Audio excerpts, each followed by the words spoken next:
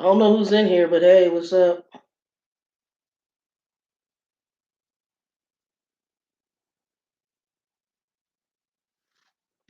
Who's in there? I'll wait for some people to get in. Hello, good morning. What's up, Wendy? I just woke up. I had a salad. Thinking about ordering some shrimp. Haven't decided some seafood later. I've been on craving. Me and Joe used to go to this place called Angry Crab Shack, but since we can't go, we can order it and they'll deliver it to the house. And it's like those seafood boils, so I might do that later. I ain't decided yet, but I had a salad earlier. How you been doing? I woke up, went to the restroom, and then went in there and made me a. It's called a poor, well, nickname with the poor man's salad. It's got I think everybody and their mother have made this at one point. I put carrots, cucumbers, purple onion or red onion, whatever you want to call it. Um, what else I put in there? Tomatoes. Some people just do tomatoes and cucumber and onion.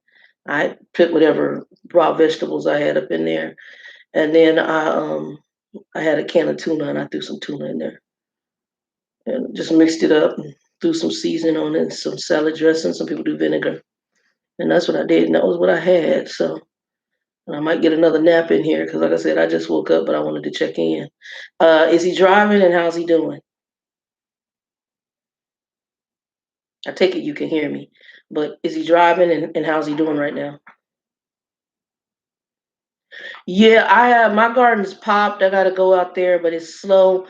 I use soil that I got from Walmart. It was supposed to be organic soil, which I think it is a good soil. I've been having mushrooms though. When I water it, the mushrooms come up, which mushroom is a fungicide, right? Usually it can be a good thing if you have mushrooms because it means that soil is nice and healthy. Oh, is he sick?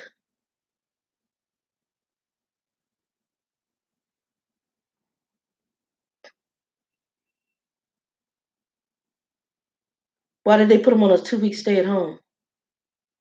Hello, whoever else is in here. Oh, they're just seeing if he shows any virus symptoms then. So they put him on a 14-day because he's in and out of Cali.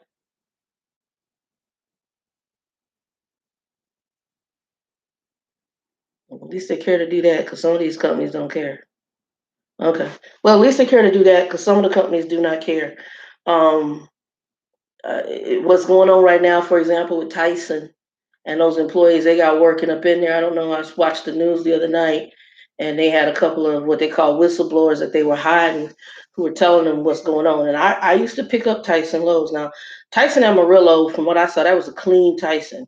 But some of the ones in Arkansas, I stopped eating certain foods after going to some of the plants, the chicken plants. Mm-mm.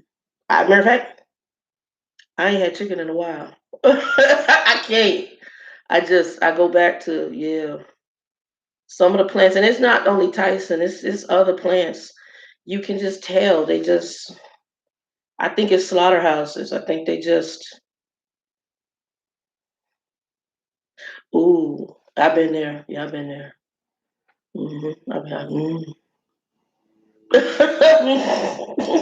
I'm trying to think. I haven't had beef in a while either. I had lamb for Passover. I like lamb, but also lamb is coming from Australia, and I got my lamb from Sprouts. So they usually gonna go with certain farms, hopefully, that raise their stuff.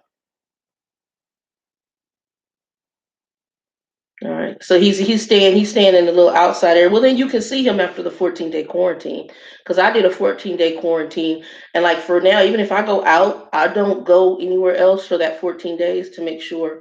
I had to go out and I did groceries a couple weeks back, and then I recently had to go get. I usually go to just the post office and get money orders to pay rent, and because I like to pay rent by money order.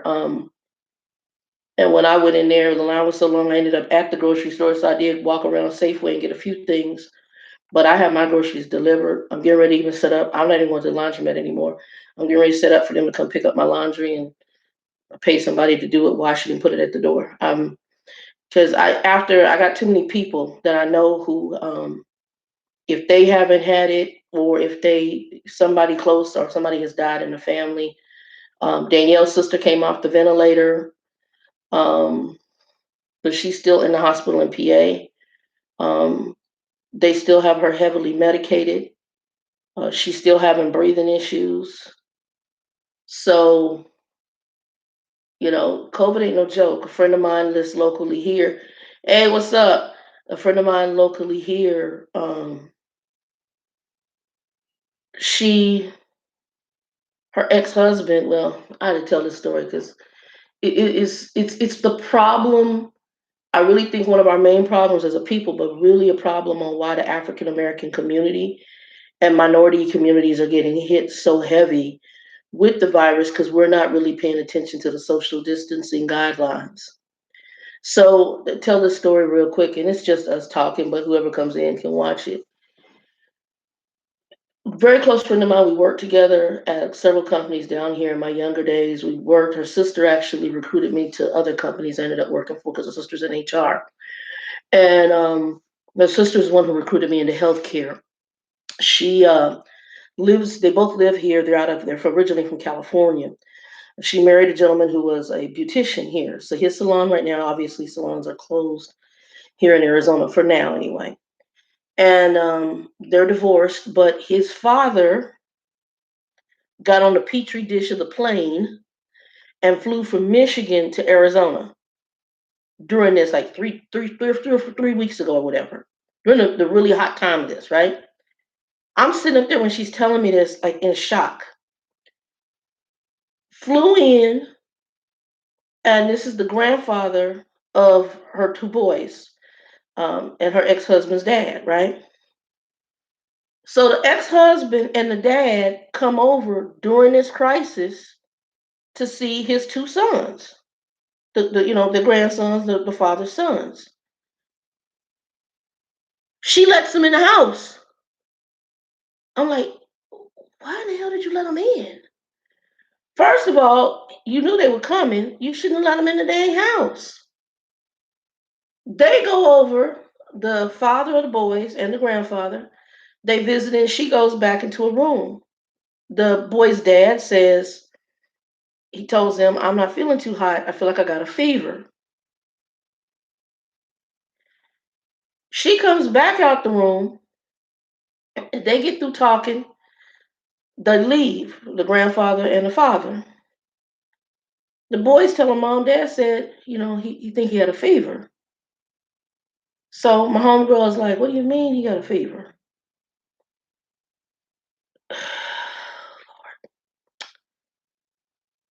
The very next day, he ends up in the emergency room, hospitalized, has pneumonia, has COVID. They test him, he's positive, and you just let him walk in your house. So the problem with the social distancing, especially among my people, my African Americans, I believe Latinos, because my boy Joe is kind of the same way.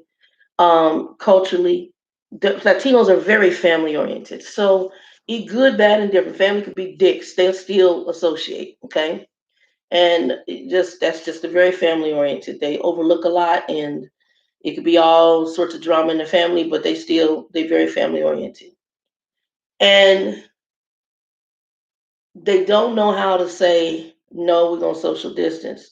So what ends up happening is you're not losing just one person; you losing a whole family or several members in the family, because we're going to be hard headed and we're not going to do what social distancing means to do, which means even though, so let's say you got nurses and doctors right now, first responders, who are on the front lines of this thing.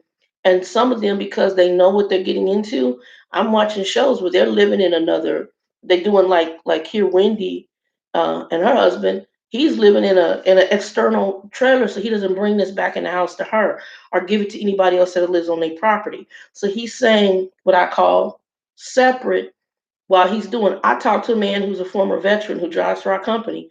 He says, I won't be going home until this is over with. He says, I'm looking at it like a tour in Iraq. I won't be going home because I don't want to give he says, I got a newborn baby. My wife is at home. I don't want to give this to her. On my culture, they're not doing that. They're ignoring they're ignoring the warnings. They're refusing to listen. And unfortunately, I have a ringing in my ear. Unfortunately, they're doing that. How can I put this? It's what's killing us. We don't want to listen. We want to do it our way. They're like grumpy. I'm going to do it my way. And cut nose off to spite face because it's not a big deal, or, yeah, that's over there. They don't identify that the problem can impact their house. So just like my friend who let this dude, her ex-husband and the grandfather in, they told you, the news is telling you, and the CDC, they're giving us guidelines for a reason. If you and XYZ live in a house, those are the only people that should be in the house. My sister had a similar situation. One of her in-laws, she babysits for them, but a lot of them are off or don't have jobs right now because of the virus, right? So the woman comes by because she wants to go do something else, and she's gonna drop her kid off. No, no, you're not. You're not working. You're gonna take your kid, and I don't think they're paying her to watch some kids. At least I don't think they are. I don't know. You're gonna take your kid. You're not dropping them here. Not right now. No, you're not. And this intermingling with each other, we're not doing that either. And because, oh, that's my brother, that's my cousin, that's my auntie, they're opening the door, and they're opening the door for somebody who could possibly bring in the virus right in your house. The reason is because you really don't know where they've been. And it's not that they're going to tell you everything they've done. You don't know who they've come in contact with. So the reason that you only let the people in your house, because you guys frequent that house. You know where you're going. You know each other's habits. And even then you take a risk that if that person leaves the house to go do something, they may bring it back in with them. I'm reading some of the guidelines and some of the information on this in China on the shoes in the hospital. This stuff lasts, I think one report I read was 13 days on the sole of the shoes. Now that was in a hospital environment, but that's how long that virus can last. On metal and plastic, 3 days it lasts. On porous surfaces like cardboard, minimum 24 hours it lasts. So you don't know, and I haven't figured out cloth. I got to figure out like breathable fabric. But like if I leave out this house, when I come in, my shoes get kicked off at the door. I totally undress. I put all my clothes in a trash bag, put them in the dirty clothes, tie them up, put in a dirty clothes hamper, and I jump in the shower. I wash complete body off, and I disinfect everything from the front door to where I touched to where I walked in the house up until I got in that shower. Bleach, whatever, and mop down, wipe down, spray down. It's a new normal. And I don't really like the new. It's just new. It's not even normal. It's new. This is the new way we're gonna be until they find something for this. This crap is bad. And so the father of my friend is now in the hospital out in Mesa, Arizona, fighting COVID. Danielle's sister, who was in PA. Hey Danielle, I'm talking about your sister, who was in PA. And don't get mad. I'm just giving some wisdom to people on how not to be spreading it to the family members. They're in usually places like the East Coast, close knit families. Mama lived maybe right around the corner from the sister. Everybody, and especially if you're in a housing development, you might. I know I got family members. They live. My cousin is in one apartment. Her daughter is two doors down. The son is in a house on the next street, and they used to coming back and forth and hanging with mama. We don't listen. So we're going to keep doing our habit, not realizing the severity of what we're dealing with, not realizing we already are a people with a lot of underlying health issues, and we're sharing in the virus because we're not going to listen. When they tell us to stay in our house, and the only people in that house are supposed to be the ones that live in that house, oh, I'm going to go out there and play some spades with cousin so-and-so and go have a drink. Oh, Bobby Joe, I'm going to come over and play some Xbox with you. Because we off. We're gonna go play some Xbox. And you got people going in and out the house. Well, now you spreading the virus to all the family members because ain't nobody social distancing. You not listen to the guidelines of you need to stay in your house. Even though we're close and you might be two doors down, you can't come in. My friend that's here in Arizona, that's the boy's daddy. It's the grandfather from out of town. Oh, come on in. It's not that kind of party right now. The party right now is you don't live in this house. You can't come in this house. You can't come in. And I'm not opening the door. And go and pick up the phone. Let me call at you. Bobby Joe, good to see you. They look at you through the glass. There's a reason why Trucker Bill, when he's in Washington State, his wife had a stroke. She's in a rehabilitation center in Washington State. Washington was one of them states that got hit hard with all them people dying at their nursing homes because people coming in about their and it killed off a whole bunch of old folk. When Bill goes sees his wife, he got to see her through the glass. He says, Shannon, it's more creepy. It's so creepy. It might be, but they saving them people. They saving them workers because you out here in the petri dish, which you can pick up any germ and whatever else and virus and bring it up in there. And those people's immune systems, they got no fight. They old and already got a leg in the grave. So let them live out their days without sharing anything. Hey Kathy, what's going on? Let them live out their days without sharing in the petri dish. So we gotta use we got to use some better wisdom. My friend, she was mad.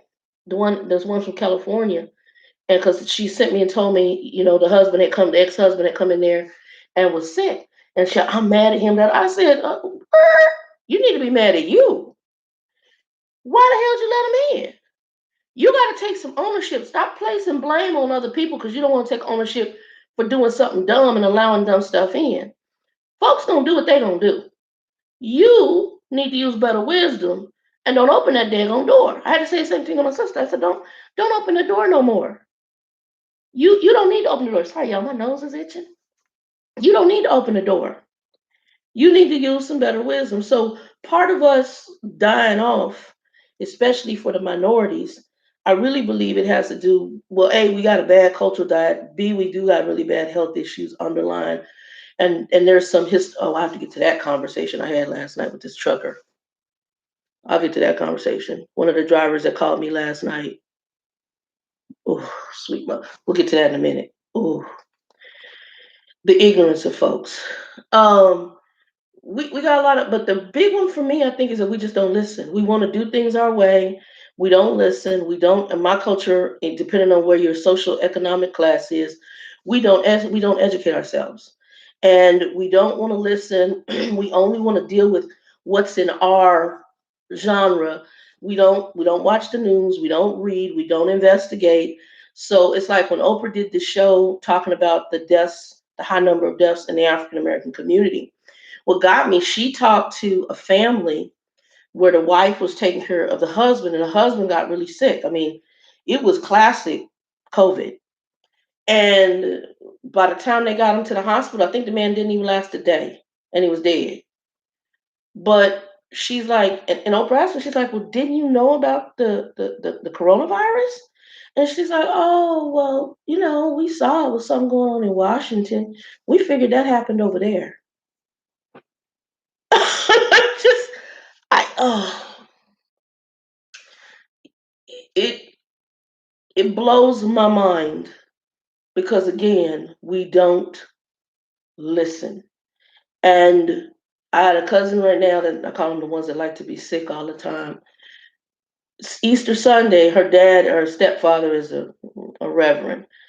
And so you're not supposed to gather. Well, she left her apartment and went over to the family home, and they all sitting outside in the front yard chilling out, doing Sunday service together, not listening. We're going to do it our way. And then you wonder why 10 people in the family, the mama and the daughter, the husband and the son, all come up with COVID and end up dead. There you go. If we can't follow the orders of simple man who's given us scientists, who's given us wisdom, in the Oprah show, she talked to family, they like, oh, it happened over there. It's, I don't know, it's a thought process that's really just mind blowing to me.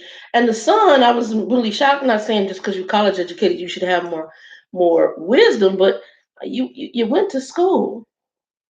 You learn, you have to read and write to get a degree. I'm trying to understand how you don't know that corona is a virus and how you don't know it travels beyond Washington State. I'm also trying to understand, what are y'all watching to educate yourself?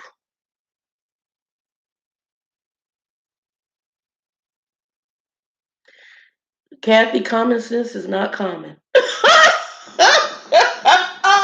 I gotta tell y'all this. I'm gonna tell y'all about this conversation I had with a driver last night.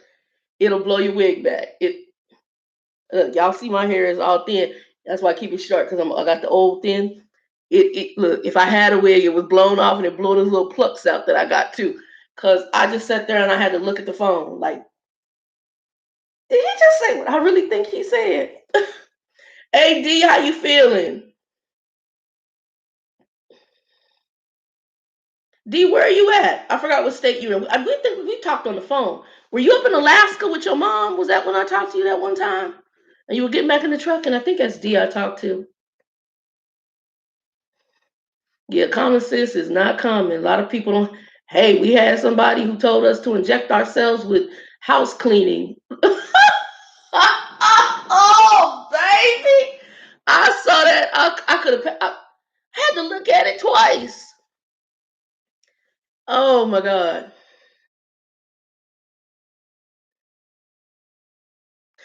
Facts, Kathy. Facts. Mama, tell Mama, Amen. Let the church say Amen. Facts. Facts. And there's an old saying: "There's no fool like an old fool." People who stay in foolishness and don't get out. Hence, Grumpy Smurf, my father. They're gonna keep on in it. Hence, some of the people that we have in upper leadership, they're gonna keep on doing it. uh, and then gonna turn around and tell me you was joking. Dead serious. I feel sorry for him. I don't think he's a bad person. I think he's just, there's something that happened to him when he was a child. He's like my father. Him and my father, they could be brothers. They just two different nationalities, but they sure could be brothers. They so remind me of each other. Um, so I'm telling y'all this story real quick about last night. I'll go back and read comments in a little bit. I'm just talking. Um, Last night, I had a driver call me. And this driver positioned to tell me later on, I guess she is transitioning to the opposite sex. I don't know all that. Not the thing that I believe in. Y'all know where I stand on that. That's between you and the Lord, but it's not my thing. So he tells me that, and I could tell he's Anglo. He's considered Anglo or white. Um, your comments are coming up in here. It's just scrolling up, D. You're fine. Your comments, they're just scrolling up. You're fine. Um, how are you feeling as far as, because you had COVID, so how are you feeling? And my friend's father, who I just talked about, flew from Michigan to here. That's probably where he got it from, was his dad flying in. Went to her house with his two boys and her, and was already infected with COVID. Now, the good thing is, I think her son had COVID ahead of time, but they could not get tested because he was not hospitalized. Her 15-year-old son, right around the time of the announcement here in Arizona, then I don't even know if it was a week after it was all, they started working on shutting stuff down. He ended up in the emergency room with pneumonia in one lung, and he was 15. When she asked for them to do the test, they said the only way they were doing the test was if you were hospitalized for breathing issues and showed several signs of corona. Otherwise, they weren't doing the test because we don't have enough tests, right? They're only using it for people who are hospitalized so they know how to treat. They weren't going to hospitalize him, but they were going to give him a shot, and then they were going to give him meds and so forth. So I know that they told her to isolate for 14 days because they have to act as if he has it. I do believe her son had it based on what she described to me. I knew immediately he had pneumonia because it's a 15-year-old coughing blood just out of the blue. Mm-mm. Mm. So I think he got it. And don't get it twisted. A lot of us are listening to the news, and when they initially told us, oh, it was affecting old people, were more likely to have problems and die from it. All these young folks just thought, well, I'm invincible. I'm going to go shake my butt on a beach. I'm good. Oh, well, for the old people. What they don't realize, and on the minister side, I have gotten emails and stuff in the background. There's babies with this on ventilator, y'all. I'm talking kids under 5 who are testing positive for COVID, and they're on ventilation systems. They're not telling you, you're not seeing everything, but there's a lot going on. I have people I know in the healthcare industry, and they are treating people, they're 20, 30 years old, and they're treating people their age. And some of those people aren't making it out of there. Okay. So don't get it twisted. Yes, the older population, 60 plus, with underlying health issues, are more apt that if they become sick with this to die from it or have complications. But don't get it twisted to think that the 15, the 8-year olds, the 5-year olds won't get it. There's babies right now. Trust me, like I said, in the background of this, I don't tell everything. I get stuff through my social media from other ministry friends of mine to pray for. And there are babies, and I say babies, I mean under 5 years old, who have this virus, who some of them they're on ventilation systems. And some of them, they're going to probably be putting them in a casket based on the reports. They're going back home. Okay. So when I think it was Kathy said, read up on this, that right there is key. You need to read, and don't follow conspiracy theory. That to me is one of the worst things you can do. We got a lot of people following conspiracy theory. Don't do that. Go look at the scientific facts as we have from reputable sources. And I forgot who sent it to me. Somebody, oh my God, and I can see the face in my head. One of you guys that follow the channel, I can't remember her name right now. I put it in the links, and I'll put in the links in here. She sent me the links for all of the government organizations, and I usually put those in my recent videos, where you guys can go and click and read so you can understand what's going on. I will tell you, who do I follow? On social media, I follow that Jennifer Cottle. She's the African American doctor out of PA, family physician she puts out daily information on any updates, anything that's false that she's being told. I like her content in talking about coronavirus. She's also on the news, Fox, CNN, all of them. She's not like she's a particular person to Fox or she's a particular person to CNN, because I know we get those people on the political dumb bandwagon with the news.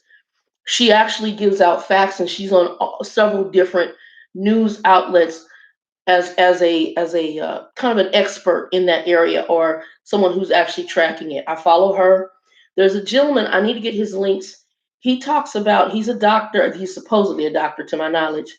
I forgot what state it is in, but he talks about just what to do inside your home when you bring groceries in the house, how you bring those groceries in, how you dispose of the wrapping, the bags, how you clean your surfaces, how you clean the products that you bring in your house, and wealth of information. Matter of fact, I'm doing a refrigerator cleaning today. I'm going in, turn the refrigerator off, getting in there with some bleach and soap, disinfecting, wiping down everything. Cleaning is key here, especially if you can control your environment in this house. Mopping the floors, wiping surfaces, disinfectants. I'm researching bleach right now because I'm low on my Clorox bleach. I do have some other no-name bleaches, but right now they're saying Clorox is the main bleach that's supposed to have the capability to to kill the virus on surfaces. Um, I'm like I said, right now I'm dealing with the bleach I got, but bleach and soap. So I'm bleach soap, and I do have some antibacterial in this house, but not all antibacterial has been proven to kill the virus if it comes inside your home. So research is huge. So Kathy is right on the money. Hold on.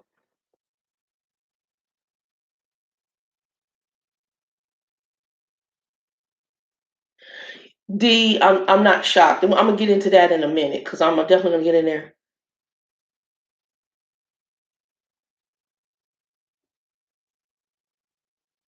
Kathy, what state are you in?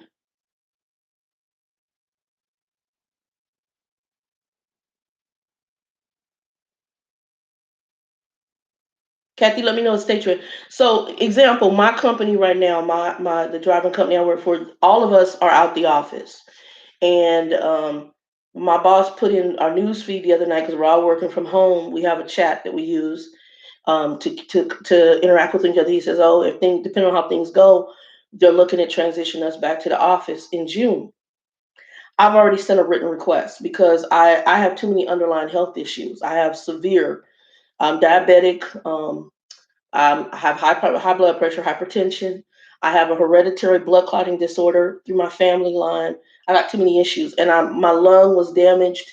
My first blood clot when I was late 20s, it did damage to my lungs. So that's another reason I breathe, but also being obese.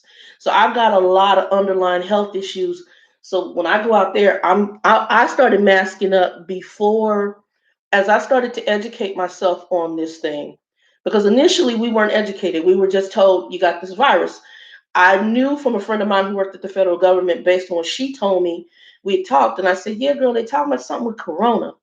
And we were talking, and she said, "I mean to call you." She says, she works for federal government agency. She says, they're going to tell the public 2 weeks. They're telling us in office, be prepared for 3 months minimum. Okay.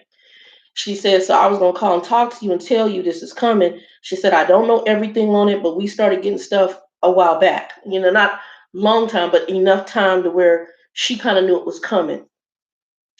I didn't move immediately when she gave me that because in essence, I'm like my grandmother. So I already have in this house, granted, I don't have my furniture here. Everything's still in storage with the exception, like right now I'm sitting on an air mattress.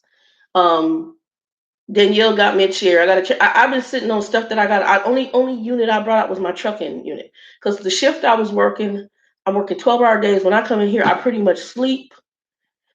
I do a few things. I was trying to get through my trucking stuff, and then I was going to go get my furniture. Well, get a car, then the furniture, and that wasn't important. I had something to sit on. I had something to sleep on. I had something to cook with. I was good. So I was like, okay, I'll get that later. It wasn't a. After you live on a truck, you start realizing what you need to survive. Minimal. So it wasn't important to me. So I still got furniture and all sorts of stuff that's sitting in storage. I got computer stuff. I got a whole bunch of stuff in storage, stereo equipment, TV, all that sitting in storage. Haven't been like urgently needing to get it. I just wasn't a big deal. But he said, "Oh, we're gonna possibly try." Honey, I've already sent a request. I said, "Whatever you need medically, I will get you, but I want to continue to work from home right now. I am too high risk, and I'm too high risk to go into a petri dish of people." Um, and I'm too high risk. So here's what I'm going to talk to you guys about because I know this is a concern for everybody. One, that our governments are wanting us to go back to work. Honestly, what they're looking at is not your life. They're looking at the bottom line of money. They're looking at the economic collapse that's going to happen. Um, they're looking at how much money they're going to have to start printing to try to make it to survive. This is going to be worse than our depression that my grandparents went through.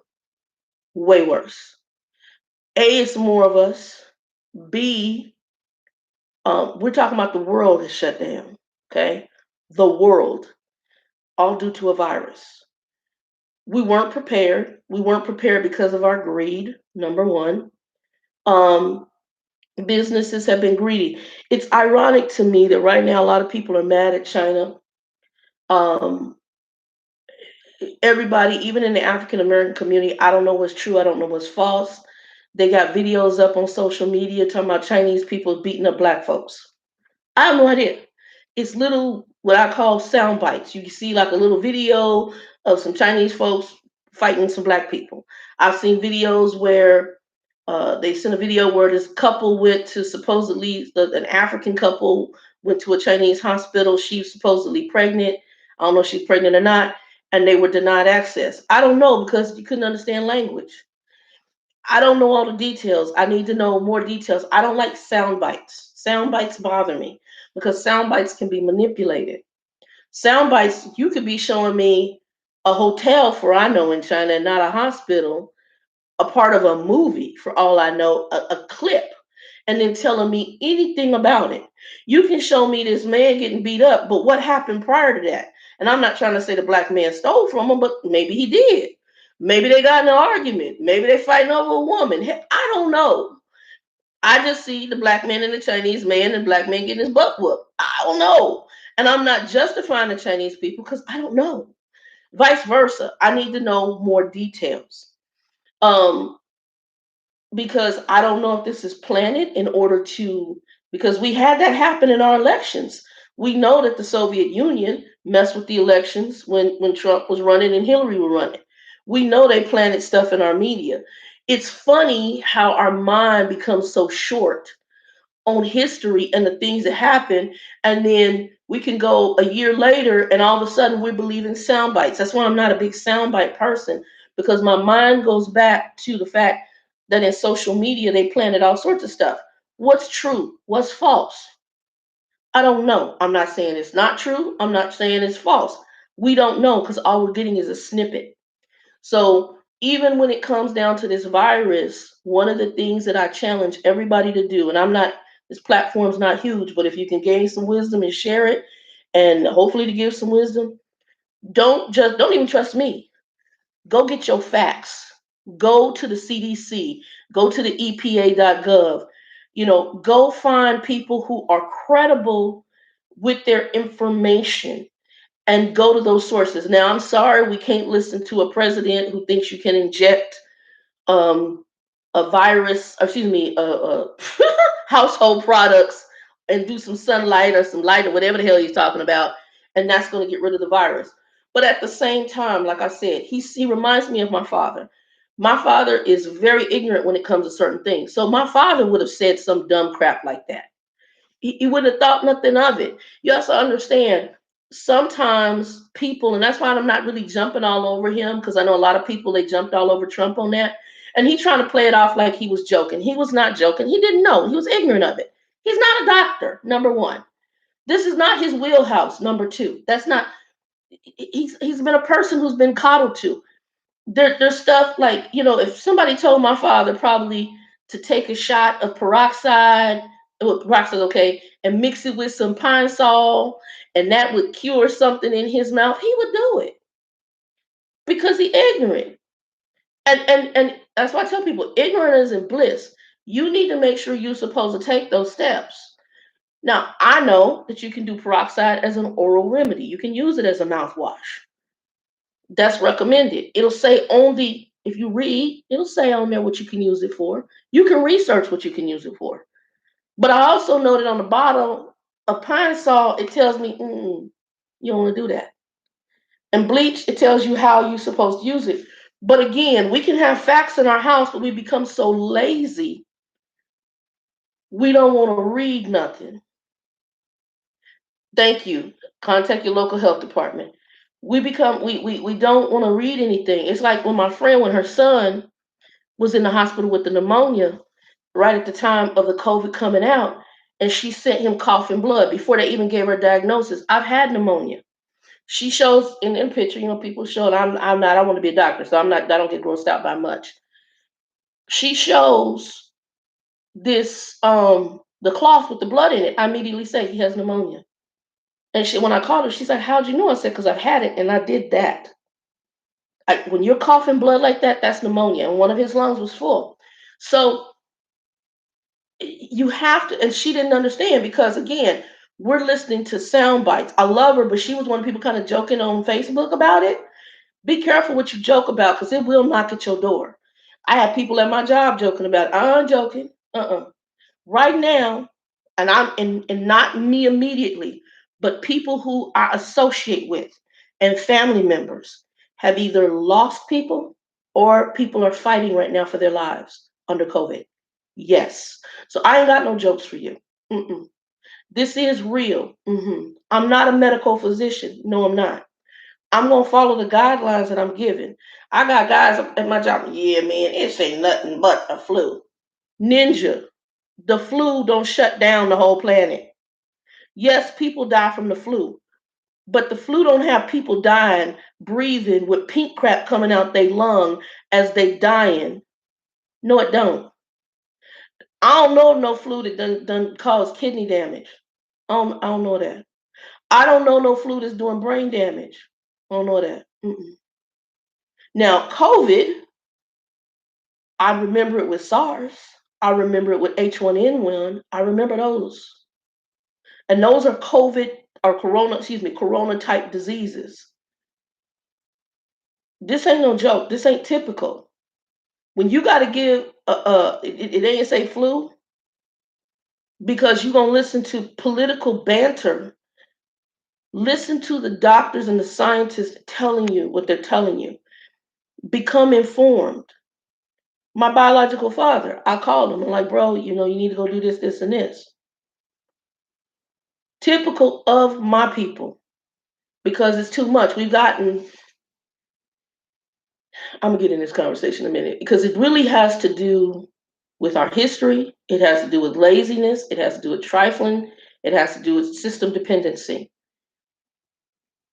and ignorance, and the ignorance we choose to stay in because it's too much work to come out of it. We'll get to that in a minute.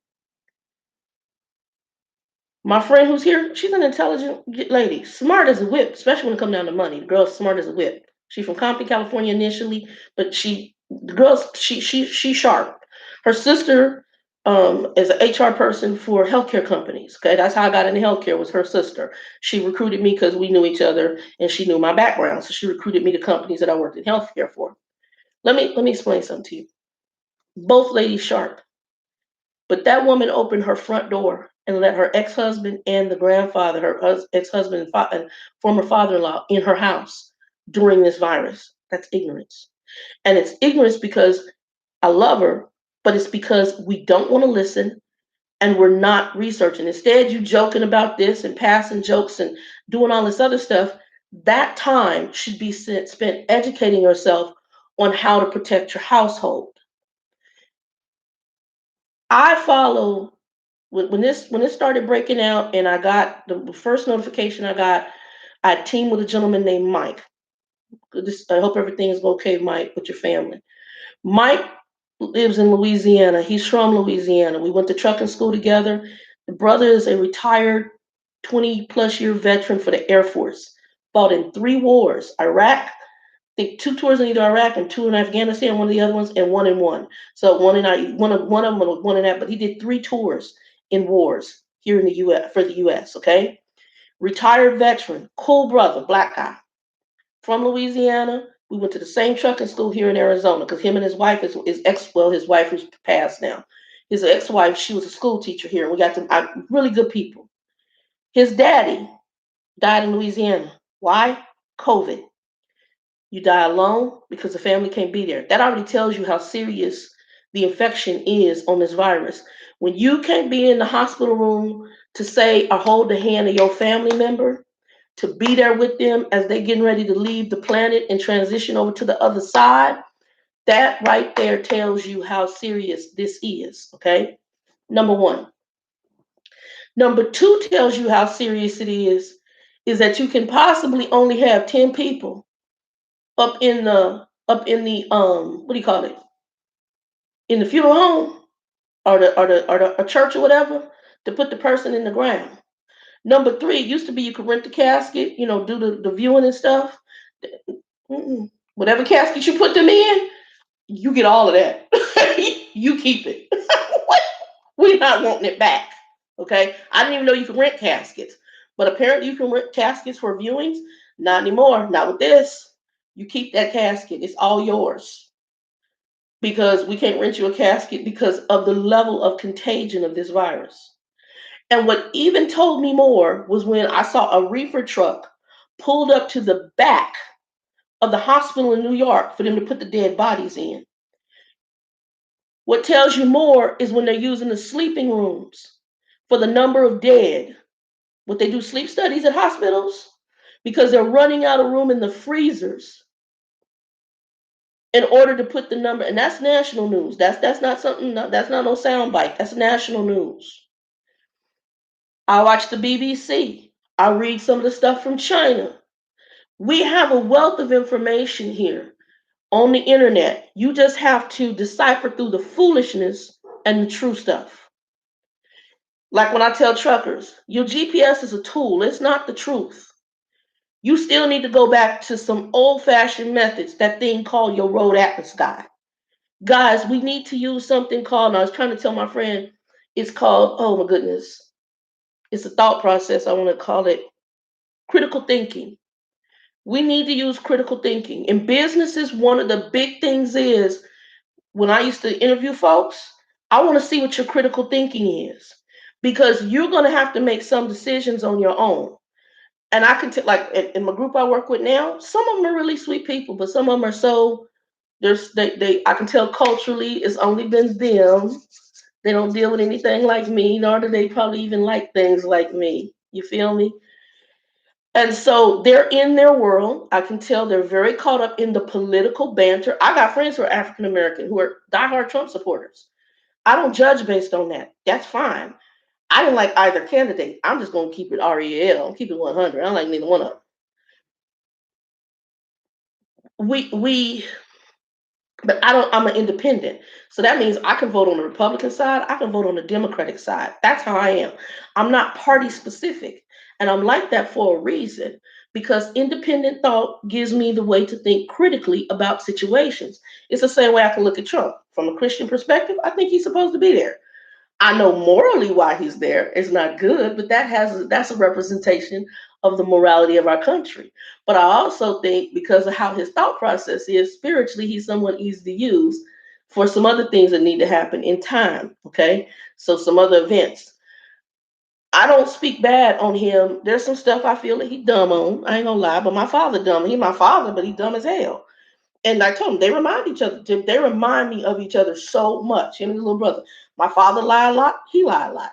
He's in politics and business. I work in offices for over 20 years of my life. Business people are just like politicians. They lie. I saw these people. He's not a politician, and that's why. Yes, he is. Is he a businessman? Oh hell yeah, he's a politician. Anybody who's successful in business, in American business, they politicians. They crooked as hell. They lie. And I work with them. They they don't. They play the game in order to move through the echelon and the ranks. And the higher they are up that chain, the more they probably have lied and done some stuff. I'm telling you, that's why I told these people right here. I got a management background for some of the stuff. I, I'm going to use that at this company, not after some of the stuff I've seen and some of the treatment I've experienced. No, no, no. I come in here. I have a mindset right now. My mindset is that I come in here to do this job. I enjoy helping my drivers and go home, put my check in that account. That's it. We straight. Got no argument with you. I don't need your job, and your job. Y'all want to do the political WWE for positioning? You go right on ahead. I don't need to be party to it. Do you, playboy? Do you, play girl? I don't really care. Just let me come in here, do my core, help the people, do what I agreed to. You agreed to pay me this much to do that. We all can have a very lovely day. That's how I look at it. I'm not looking for titles and positions in corporate America. It's corrupt, it's shady. One of the reasons I got on the truck was because I got burnt out on being of dealing with politics and sitting up there doing chess moves with folks. I can't. I can't and I won't. I'd rather be just a little peon now, do my job and put my core check in my account. I'm done with it. I'm done with the foolishness. But we need to walk in wisdom, my favorite voice saying, when it comes to this particular virus. And we need not get involved with what I call bullet points, conspiracy theories. Did China make this up as a biological weapon? I don't know. I'm not even in a position to figure that out. What I do know is we're in the heart of this thing right now. What I do know is that Sally Sue, if I touch her, I can get it. What I do know, if we get too close and we breathing and like right now I'm talking and there's moisture coming from my mouth, those particles can spread through the air. And if I'm asymptomatic or I'm infected, I've automatically spread it to you. I do know that. So what I need to deal with is what I can do to A, try to protect me as best I can. B, be a good neighbor as my Bible tells me, love my neighbor as myself. Be a good neighbor and try not to pass it to you. That's what I do know, and that's what I can work with. Then I need to know, how do I try to keep this from coming in my home if I'm not infected? And or if I am infected, how do I keep it so my home is not a petri dish of the virus? Those are the things we need to find out. In addition, how do I not spread it to my mama, my neighbor, my friend? How do I be not a statistic on this doggone news right now where the daughter got it, the mama got it, and they don't even live in the same damn house, but they couldn't stop socializing? How do I do that? How do I live in places like Pennsylvania, New York, New Jersey, close knit areas, or even in, let's say, we had the projects here in Arizona?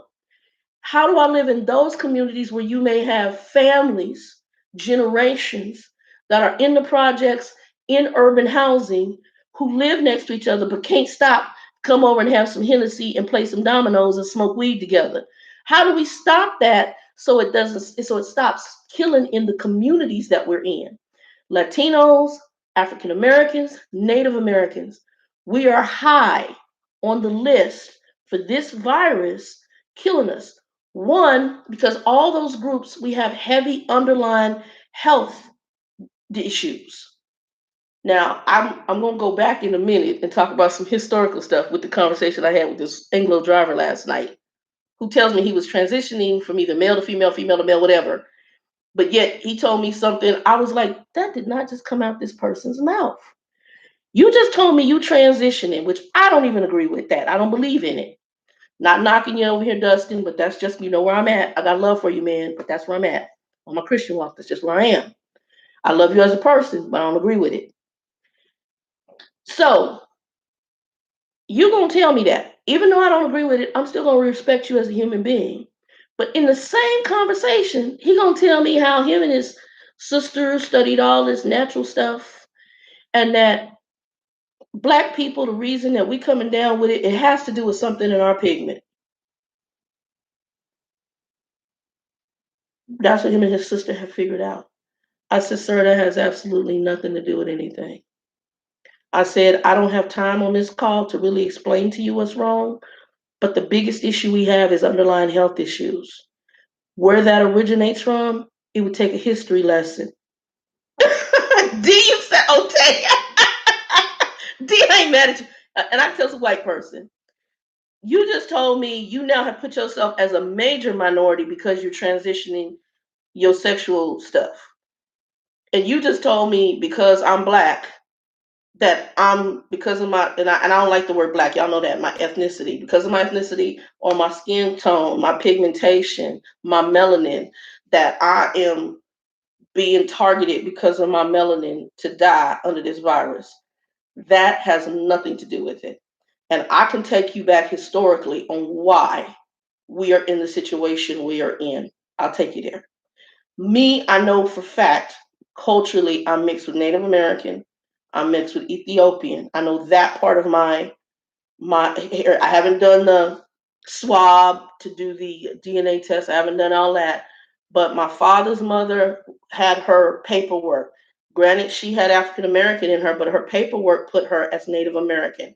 She's Choctaw, Chickasaw, Native American, her mom or whatever, out of Oklahoma. My grandfather, my mother's father, you could look at him and see heavy Native American influences out of Oklahoma as well, even though he also was African American and came from a sharecropper family. So we're going to talk, because I'm going to give y'all some history. And I'm going to tell you this for those of you who might watch this. When you're seeing the disproportionate numbers of African Americans, Latinos, Native Americans who have higher numbers than the Anglos to die from this, the reason is because we do have heavy underlying health issues. Okay. We don't like to talk about history because Anglo folks, white folks, don't want to talk about their ancestry wrongs. We as African Americans don't want to talk about it because we get pissed off, but also we don't take ownership for what we can now change. Okay, that's just facts.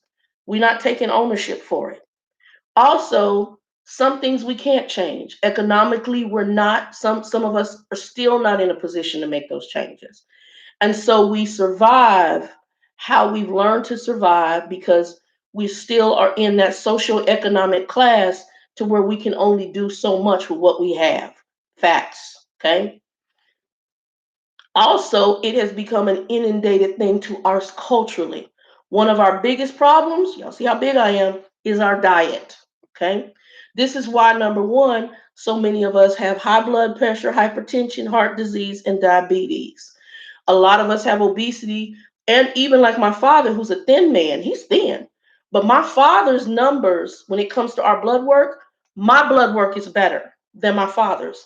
My boy Joe, who's Latino, who's a thin guy too, who physically looks like he's in great shape, my numbers are better than his. When you take my blood work and put it against my father's and his, my diabetes numbers are better than theirs. My cholesterol numbers are better than theirs. I don't have cholesterol issues. I do have hypertension because I'm fat. I am borderline diabetes because I'm fat and age as well, plus some hereditary stuff. But Joe and my dad, their diabetes is a strict reflection of cultural diet.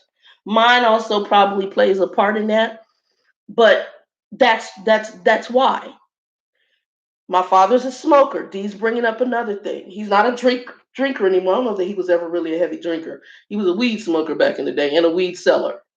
But um, he is a smoker. He does still smoke cigarettes. My father's a sugarholic. Joe has a massive sweet tooth. Even when we go out, he controls it as best he can. But like if we go out, I'm a savory. Like I like savory foods. I like foods with flavor. My sweet thing, I get sweet cravings every so often, but I'm not a sugarholic. My father, you could hook a drip bag of sugar up to him and it wouldn't be enough. Joe does like sweet things. He does like sweet things, but he's not like my father. He watches his a little bit more, but I can tell he's prone to it. And I can tell. But the other problem is our cultural diets. So we're gonna back up a little bit. This was my conversation with this driver who's transitioning to be something other than the sex assignment he was born with. Okay, you're gonna tell me, and I can tell he was Anglo meaning white. You're going to tell me that because of the pigmentation of my skin that we're prone now to die. This is the ignorance of America, okay? We don't want to go back and take history lessons and take onus for what's going on. So let's go here. I'm going to tell y'all a quick story. I was working at the University of Phoenix, and I work with this girl named Laura. Laura actually is on the 411. She does our news. She's had uncles and stuff who were in trucking, and she grew in a family that was heavy in mechanics and stuff like that out in Colorado. Laura does a lot of our news for the Trucker 411, and I used to work with her at University of Phoenix. So we were talking one time, and she's a vegetarian. She doesn't eat any meat. She's a very proponent for animals, big dog person, big animal person. She don't do no meat for a lot of reasons. She don't believe in eating meat, so she's a vegetarian. We're sitting at work, we're talking, and back then I'm doing my barbecuing and all that other stuff, and we started talking about animals and what culturally some of the stuff we eat. And so in the conversation, I schooled her. She's Anglo, she's white. And she had asked a question about, because we were talking, we had a lot of Latinos. We're University of Phoenix, culturally, we were even though it was a very Mormon run company, our school was a lot of the leadership was Mormons, kind of like the company I'm at right now. It's heavy Mormon, but there's not a lot of me at all, not Latinos either. Not a lot of me at all. I don't know of me in any leadership role. Just come in the main building. I don't even think they got a black secretary or a Latino secretary. That, from what I understand, my homegirl who was here, she just kept saying, ooh wee, Shannon. I don't know, because we would really be working from the ground up as being diversity up in there. Ooh, there are a lot of diversity. Zero. Okay. Matter of fact, right now, I'm the darkest person on the team. There's one young lady who I think she's mixed. So that would be more acceptable to this, especially if you don't deal with this a lot, right? So, and my supervisor, he is Latino, but even on the side conversations, what it took for him to get there, I can tell was probably unique. And they need diversity. I'll leave it at that. That's why right now I'm good. I'm not trying to be a litmus test. I'm not going to be trying to move anywhere where you got people who are like this and with strong views about this. They're going to be trying to cut me off at my throat. I just want to come in here, do my core stuff, and go home. My call right now at this stage of life has nothing to do with politics inside of an office. It doesn't. I'll take the promotion God gives me. I'm not, if God moves me somewhere and it's okay, and I'm not dealing with trying to do WWE politics, that's a whole different story. But anyway, University of Phoenix, me and Laura working together, and we start talking about the cultural diet. And so I'm going to give y'all a lesson that I gave Laura, and Laura just sat there in astonishment. Even at the company I'm at right now, one of the gentlemen, I like him. He was one of our team leads. Love him. He's funny. And funny, former truck driver, white guy. So I had come in and I was saying something about my diabetes. And another gentleman there, he was a former truck driver, and he talked about his diabetes because he did the weight loss surgery, but he started gaining the weight back. So the gentleman said to me, he said, "Hey, Shannon, when did you know?" And I was like, "Oh, I found out about a year ago." He said, "No, no, no, no, no. What numbers were your numbers when you found out you were diabetic?" I said, "Oh, you can't use my numbers because he's Anglo and I'm African American." He's like, "Well, it's the same." I said, "No, I'm under a different chart from you." He says, "Wait, are you shitting me?" Quote unquote. I'm just telling you what he said. I said, "No. Our big boss is married. He's white, supposedly married to an African American woman. I don't know if he is or isn't. That's what he told everybody. I don't know. He married to an African. He says she's telling you the truth. My wife is black, and their numbers are different from our numbers. They all looked at me like I had one eye. I said, because of our cultural diet, number one, because of how highly prone we are for diabetes, as soon as we hit a certain number, they begin diabetic treatment on us. Therefore, I'm pre diabetic. My numbers, an Anglo person wouldn't even be taking metformin. They wouldn't be taking metformin with my numbers. But because I'm African American, my numbers enter me into being on metformin. Culturally, there's a difference in our diets. And our diet from Africa over to here is based on what took place in slavery. Okay? Latinos' diet, very similar, is based on their economic capability and what took place with them trying to make it. Okay? People do what they do to survive, food wise, based on their situation. I read a book, and I'm gonna share the thing with Laura. I read a book back in my 20s. I still remember it, and I'm 51. June, I'll be 52. I think, yeah, that's right. 1968. I think I'll be 52. Pretty sure. Getting old. Um, the book was a guy. The book is by an author, and I might not be pronouncing the name right. It's named Mark Methabane. Okay, Mark Methabane. This was during the time of apartheid. So some of y'all might be too young to remember apartheid. Some of y'all aren't.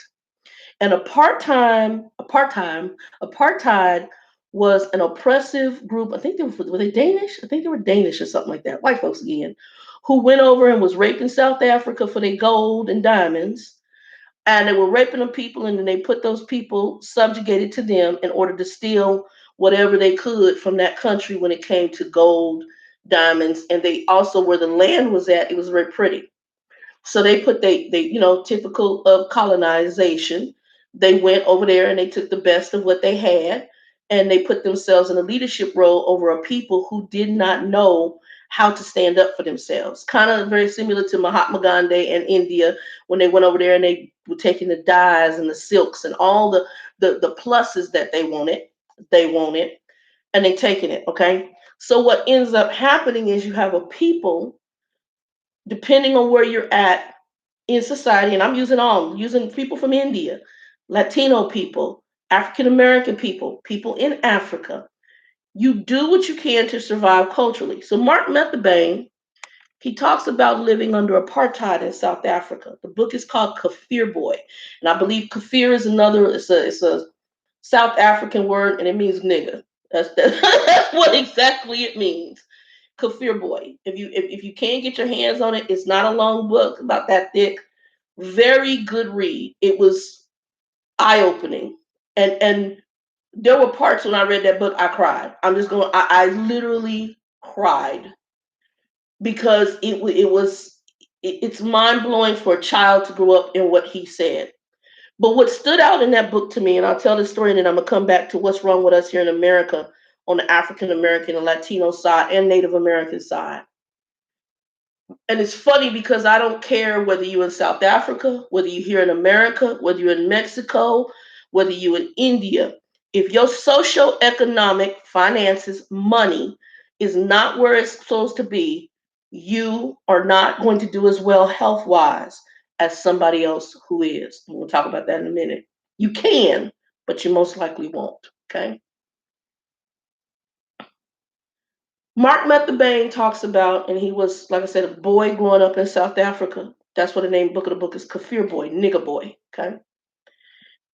He ended up, because of, I don't know if it were missionaries or what, he did end up coming to school over here. He played tennis or something like that and got a scholarship. And it was some people that he came over here and lived with in order to get him out of South Africa. And his mom had to let him go to do better. But he talks about coming home. And let me tell you what he ate. And I read that at 21, it might 20, somewhere between 21 and 25, 20, probably 21, 23. I read that book. I'm 50, getting ready to be 52 in June. Okay. Mark Methabane. His mama, because of the level of poverty, because of apartheid, in order to feed them, she made a soup from the blood of the animal, and that's what they ate for dinner. Blood soup. I can't imagine. I just can't imagine eating the blood of an animal in order to get nutrients and to feed my family and making it soup. And that's what they ate. Talks about it in the book. I remember that to this day from reading a book. Let me mesh stuff together for you. During slavery, those of y'all who know of a man named Malcolm X, and I know I usually use the word ninja in place of nigga because I think we shouldn't be using that word. Malcolm X talked about two types, quote unquote, of niggas: a field nigga and a house nigga. Okay. He talked about how one was dressed better, one ate better, and he talked about the field one who didn't do so well. Because the one who worked in the house was usually close to the master. There's some other things about that too. Oftentimes, too, some of the ones that worked in the house would masters own children from raping the women out in the field. I'm just saying. And they ended up working in the house. I'm just saying. There's a whole bunch to African American history that people ain't taught. But when we come from the African American history of slavery, we then learn what happened to us food wise if we go back to our history. We're working on farms, cotton, farming. Where do you think the animals came from? Master was going to take the best for himself and his household. And to keep the slaves, the ninjas, at least breathing, to pick some more cotton and to maintain his property, he gave them the leftovers, and you work it out. It's edible. You can eat it. You deal with it. So we were left with things like the intestines of animals and the worst parts of the animals. And it's a testament to our people. I ate chitlins for years as a kid. I didn't even know. I just liked them. Okay, they taste good. Okay, Latino people use parts of that too in making something called tripe for menudo. It tastes good. It's a testament to the culture that we can take the intestines of an animal, cut it up, make it into a stew, and make it good. But also understand that it's not the best part of the animal, and sometimes it's the worst for us. Also, to make our bellies full, we usually do things like tortillas, breads, potatoes, heavy starches that turn into carbohydrates, which turn into sugar, which ultimately will relay into possible diabetes in our system.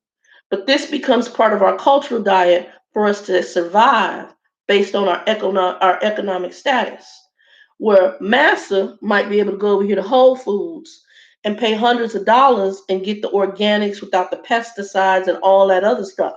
Where the masses who are trying to make it now, and especially in our community, where economically we're not that well off, not most of us anyway, there is going to be a heavier population of us who aren't where we can do organic produce. We might not even be in areas where you can even have a patio or a balcony to grow your own food, so to speak. There's ways to do it inside of a house, but it's some work. You may not be in that position. You may be in what they call a food desert, a concrete jungle. And unfortunately, you don't have space to maybe put a couple planters out there and grow your own tomatoes, grow your own lettuce, grow your own onions, grow your own. So you eat what you can get your hands on, which is pesticide based stuff, which is you're trying to stretch it on your budget. So it's going to be heavy starch, heavy, cheap food, not to mention all the other things that were introduced, especially to the Native Americans. Alcohol. Come on, y'all. They have a heavy addiction on alcohol. The drugs that were introduced in the African American community. We have smoking, cigarettes. You go into the hood, you gotta, let me tell you what you see in the hood: liquor stores, churches, fast food. Those three things, and then obviously beauty supplies, beauty places, and beauty barbershops. But the ones that really mess us up the most: fast food, processed food, liquor stores, and what's the other one I mentioned? Um, well, churches too, if they're not doing what they're supposed to be doing. Culturally, we are messed up. So when this type of virus that comes out and actually goes after people with underlying health issues, we're going to be a number one proponent, us Latinos, Native Americans, to get hit very hard. So that if we get it because of all our underlying health issues, we're more apt to die from it. Because culturally, our diet is jacked. Now, I'm not trying to go back to slavery and say, well, you owe me because, what I'm trying to say is ignorance is not bliss. We need to change some things. Backyard right now, I'm trying to get my stuff going. My tomato plants are growing. I got to get out there. I got to thin them because I got two growing together, and I'm going to move one over. Whichever one's the strongest one, I'm going to leave him, and the little one, I'm going to actually move to a different planter and see if we can get something from them. If you can grow some food, grow it. I watched a thing today on YouTube. I just happened to be in my feed about a man. He calls himself the oh my god, the gardener, gangster gardener or something like that. Very good. I watched a TED talk with him, and it's 7 years ago. But he, for whatever reason, was in our news feed where he actually took in his neighborhood in Compton and went out to the public area outside his street where the weeds and trash, clean that up and start putting food where you could plant edible food. And he said there have been people that was shaming coming by at night and they doing it as if they stealing. He said, I wouldn't have put it out here if I was worried. It's out there, get what you need. We need to do stuff like that. He talks about the vacant lots owned by the city in California in Compton where ain't nothing there. He says it's enough to fill up. I forgot to be how many, enough to make three or four. What's that park in New York, Central Park, and how much plant and food you could grow in these places that are actually food deserts. But the problem with our community goes back to the same, hey, the Oracle, what's up? It goes back to the same issue in Latinos, in African Americans, in Native Americans, in socioeconomic groups that are middle class and lower. We buy based on budget and we buy based on our ethnic background. So even if financially you could do better, oftentimes culturally you're so stuck here in what you grew up on. So I'm gonna give you an example. I don't know if y'all ever watched that guy on Ellen. His name is Kalen. He does he's funny. He's a brother. He goes and reviews videos about food. And Kalen grew up, you could tell, I think he grew up in the South or Southern area. He's very strict to his cultural diet. And I'm looking at him and I'm going, thin dude, he's thin. But the stuff he's ingesting, and I'm fat, so I'm gonna talk about it. I'm fat, I already know. The stuff that he's ingesting that I used to love me some back in the day, fried chicken. And I can put my foot in some fried chicken. But I come from a family of cooks. That's part of the problem. My mom, my family had a restaurant here. When my grandparents came from Oklahoma, they owned a restaurant up until my grandmother got sick. We owned one of the first soul food restaurants here in Arizona. Up until my grandmother got sick, her and her mama throwing it down in the kitchen in a restaurant here. That's how our family did okay. Okay. How my aunt got to college. My mom could have went. My uncle could have went. They choices. I think my mom went to a technical school. My uncle went and did whatever the hell he was doing, and my aunt went ahead and went to college. Okay, and became an educator. We all can cook. On my mother's side, we have a gift. My aunt can bake. My brothers, both my brothers can cook. I can cook. My mother, she can go eat something and then go back to the house and make it. We have a gift in it.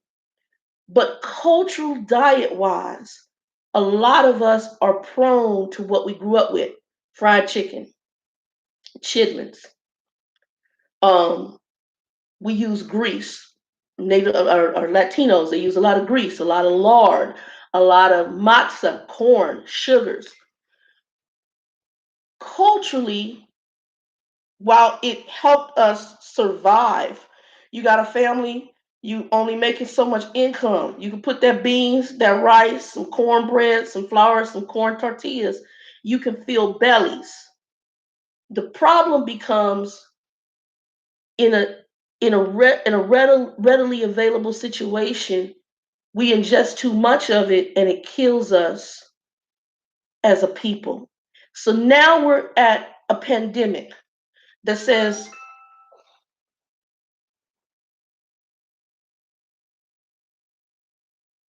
I might have to work tonight. I might have to work tonight. Hold on. Y'all hold on for a second.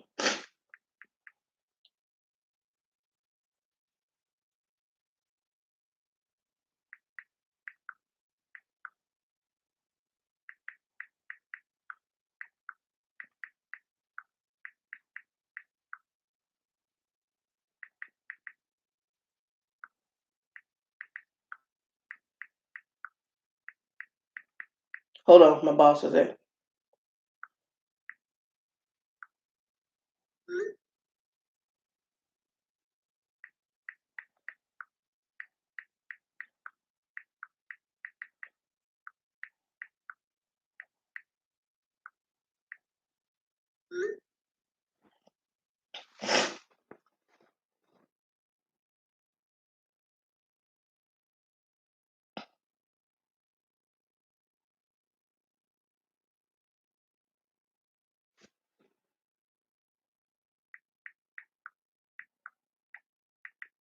Hold on, y'all. Welcome to Salary Jobs.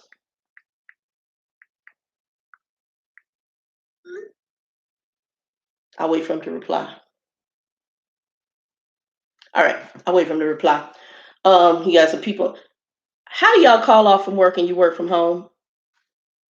This these the folks I work with. And y'all exactly with me. Wasn't late, wasn't absent, riding the bus into work. I find it's like the hell with it. If I take a day, I take a day. That's why I got to, because I'm like, y'all crazy. But anyway, let me get back. Let me get back, because they'll get me on this drama of the transportation company I work for and the young folks with no work ethic. How do you take a day off? How do you call out sick and you work from home? My work laptop is sitting right underneath. This is my home laptop. My work laptop is sitting there. I'm working from home. I didn't have a desk. My desk is in there. I'm going to put up today, but now I got to work. I might put it up still. My desk is in the living room. I got to put up. I still don't have monitors. I normally work with two big monitors, like, I don't know, 25, 30-inch monitors, two of those. Right now, I'm working from a laptop, 15.3 laptop screen, running a whole bunch of programs to help drivers on a TV tray in the bedroom. That's what I'm working from. My carpal tunnel is acting up. That's what I'm working from until I can get everything set up in there. So if I'm doing that from home and I ain't called out and I work from home, how the hell do you call out work from home? You sit your behind in a chair, do your job for the number of hours, and then you get and we I can't. Let's get back to my conversation. So so many of us that end up in this issue. Um, okay, I don't responded to him. You had a couple people call out today. Let me know if you're interested in the work and working today. Thanks.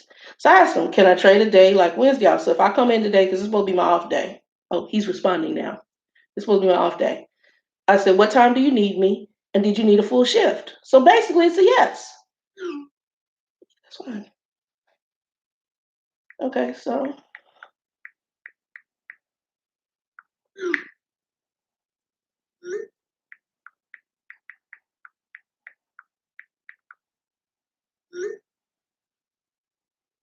he young.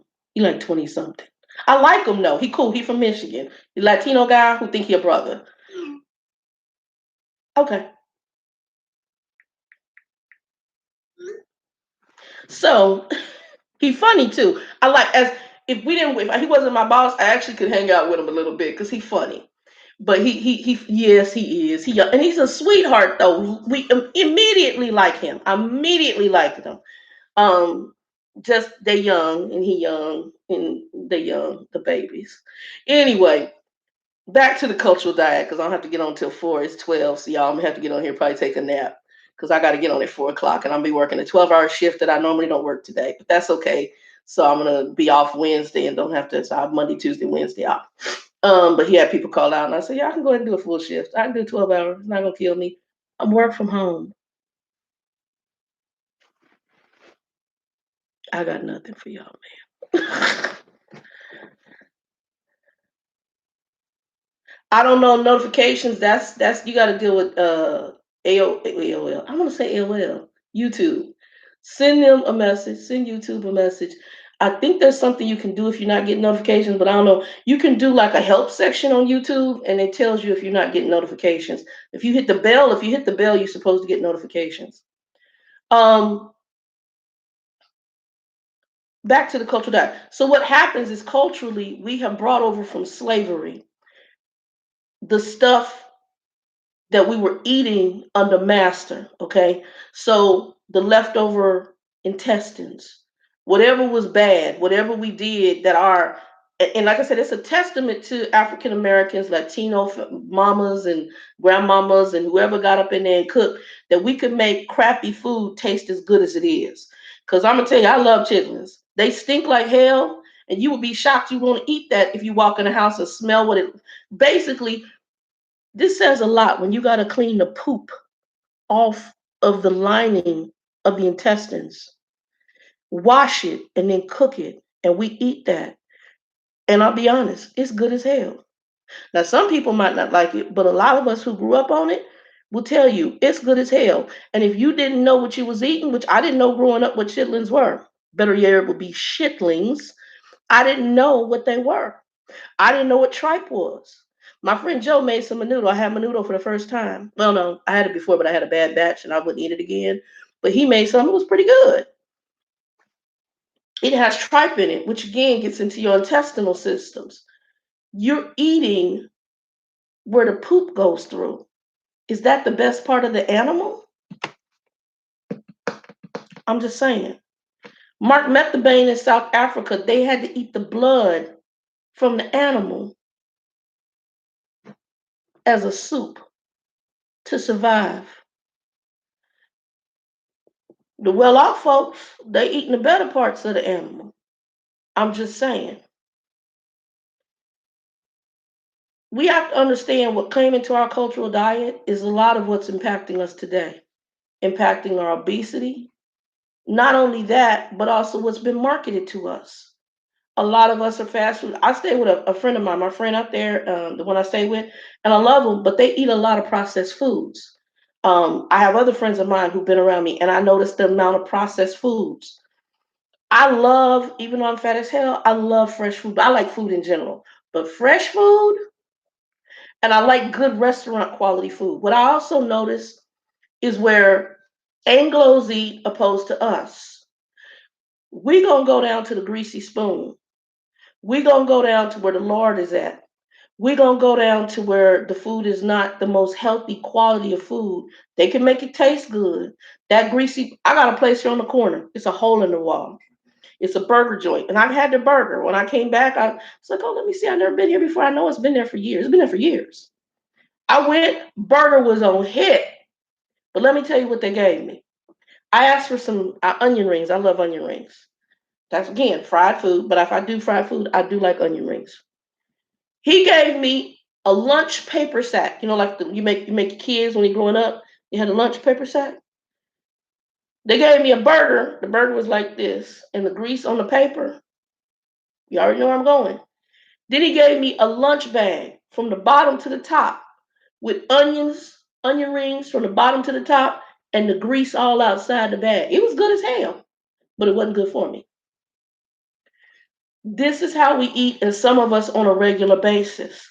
My biological father in Lubbock, if it's bad, everything he eats is cultural based. Fried chicken, neck bones. He liked chitlins too. Sweet potato or candied yams. I love sweet potatoes. We don't have to eat it the way we eat it. If I make you some sweet potatoes, it's gonna be on hit, but it's gonna be bad as hell for you. I got a slew of butter or margarine up in there. I got a crap load of sugar up in there, two types, white and brown. I got the cinnamon. It's good as hell. But the sugar content alone, the fats that I'm using for it alone, all bad for you. Okay? Because we have to change it. But this is what's hard to change. And because culturally it has transitioned cultures, we some of us we might financially do better, but we're locked into what we grew up with. So the seed was planted in what we grew up with, so that's what we do, that's what we eat. It's hard to change that kind of mentality. So we become stuck in the slavery eating that we have, and we become enslaved to it. And now we're dying because of the outcome of that. Native Americans, what was brought into them from the Anglos? It was brought into them alcohol, smoking. Well, they already did the peace pipe, but a lot of things were brought in that weren't good for them. Alcohol was a huge addiction for them. Same thing happened with African Americans. We had from the food to the drugs that got brought into our community, crack cocaine just did us bad. It impacted us on, I think, on a mental level. It impacted us on a social economic level. It impacted us as a divide because you got those kids that want to sell and make fast money on the street to their own people. It, it's sick. But here we are. So you wonder why we're dying at a disproportionate rate than Anglos. Our cultural diet is different. Our financial economic situation is different. Where we live is different. Social distancing for us, we have to be very disciplined. And the problem is we're not. We also don't self-educate ourselves. We don't. I listen right now and I'm seeing the difference between some of my African Americans who are at a certain economic status, social economic status, and even my father, what I call ghetto, and y'all, I hate to say this, ghetto thinking. So when I told my father about all the things that were opening up in Atlanta, I said, yeah, they open this, and this. I think this is madness. Tattoo parlors, nail beauty salons. I said, how do you social distance in those environments? You can't. Well, I understand them opening up I don't know, that tattoo stuff don't make no sense, but I understand them opening up the barbershops and the beauty salons. Why do you understand that? Well, so you can look decent. This is the mindset of our people.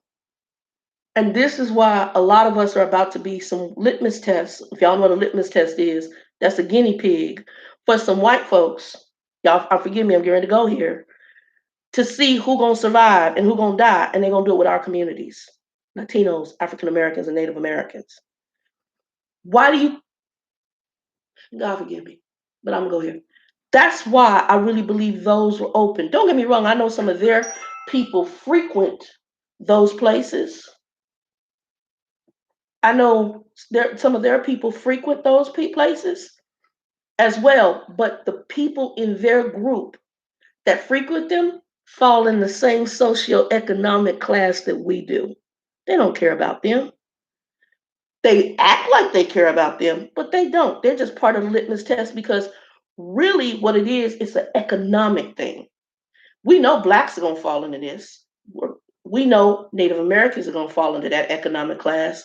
We know Latinos are going to have a heavy population in the economic class.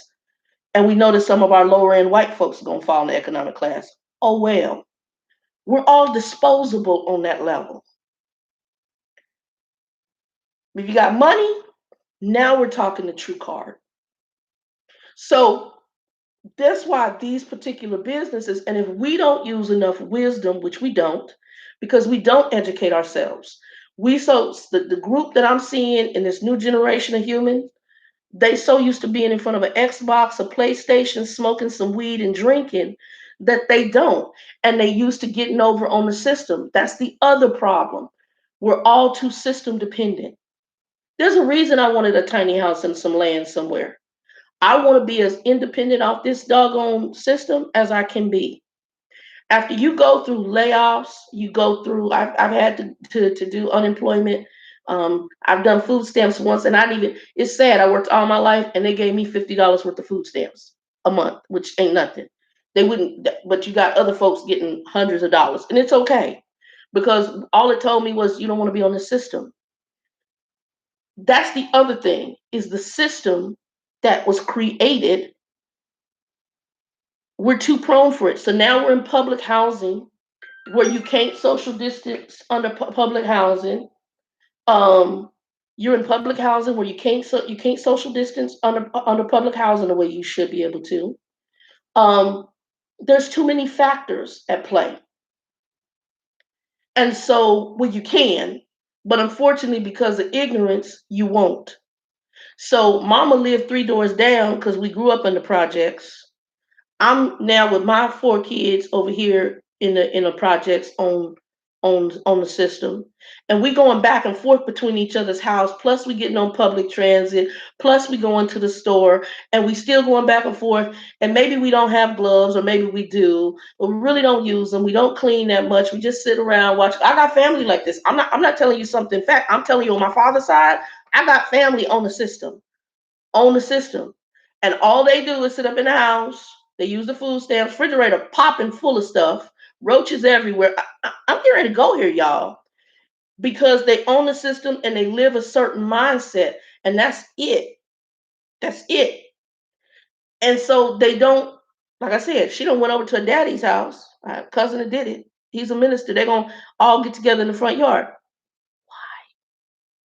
You supposed to be in your house. She in a chair, one of the chairs, motorized chairs, sometimes on oxygen, fatter than me,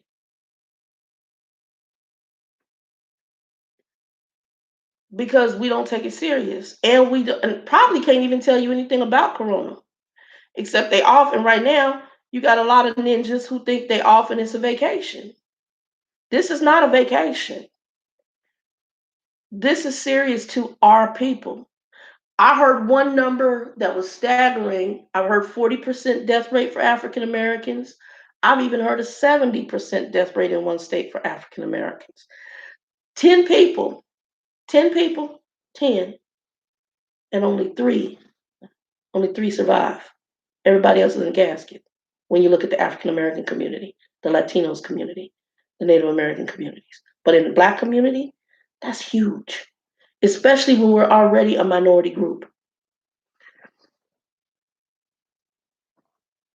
We've got to start changing our thought process, and we've got to become more aware and also naive.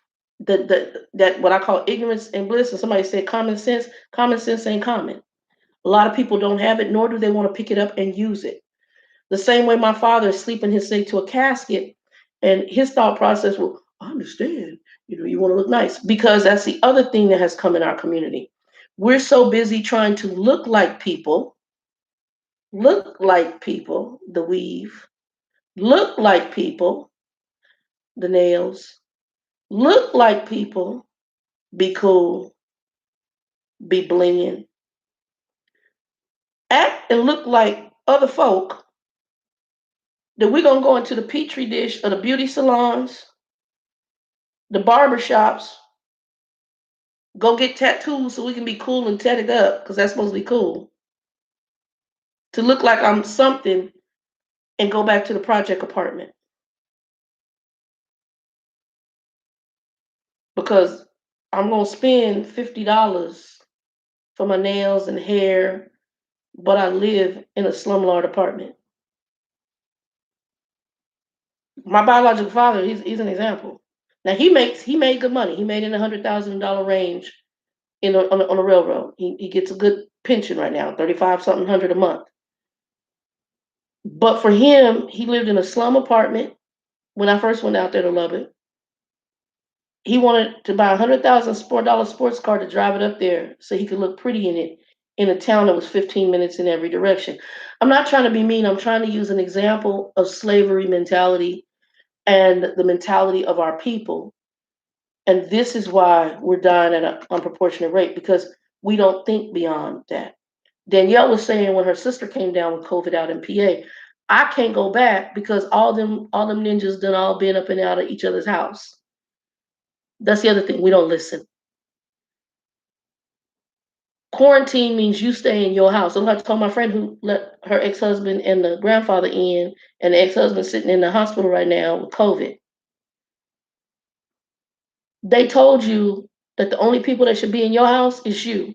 And the only people that come in that house is necessary personnel if you need somebody to come in. Nobody should be coming in and out your crib but you. And you should only leave if necessary. There's a reason why they're doing telemedicine right now. I'm supposed to have a colonoscopy. All that's been put on the back burner. I was supposed to be going for my mammogram. That's they look. They call me. Right now, Shannon, we need to reschedule. I'll call you.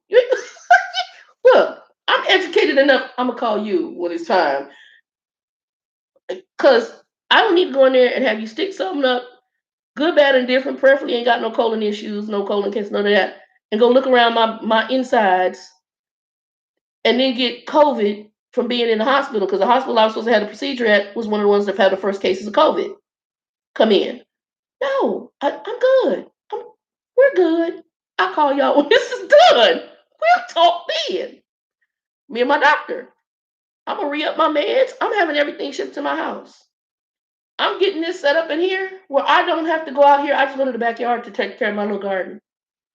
Only time I have to leave here is to get a money order. And if my landlord would set the rent up right, I would just do it on my debit card.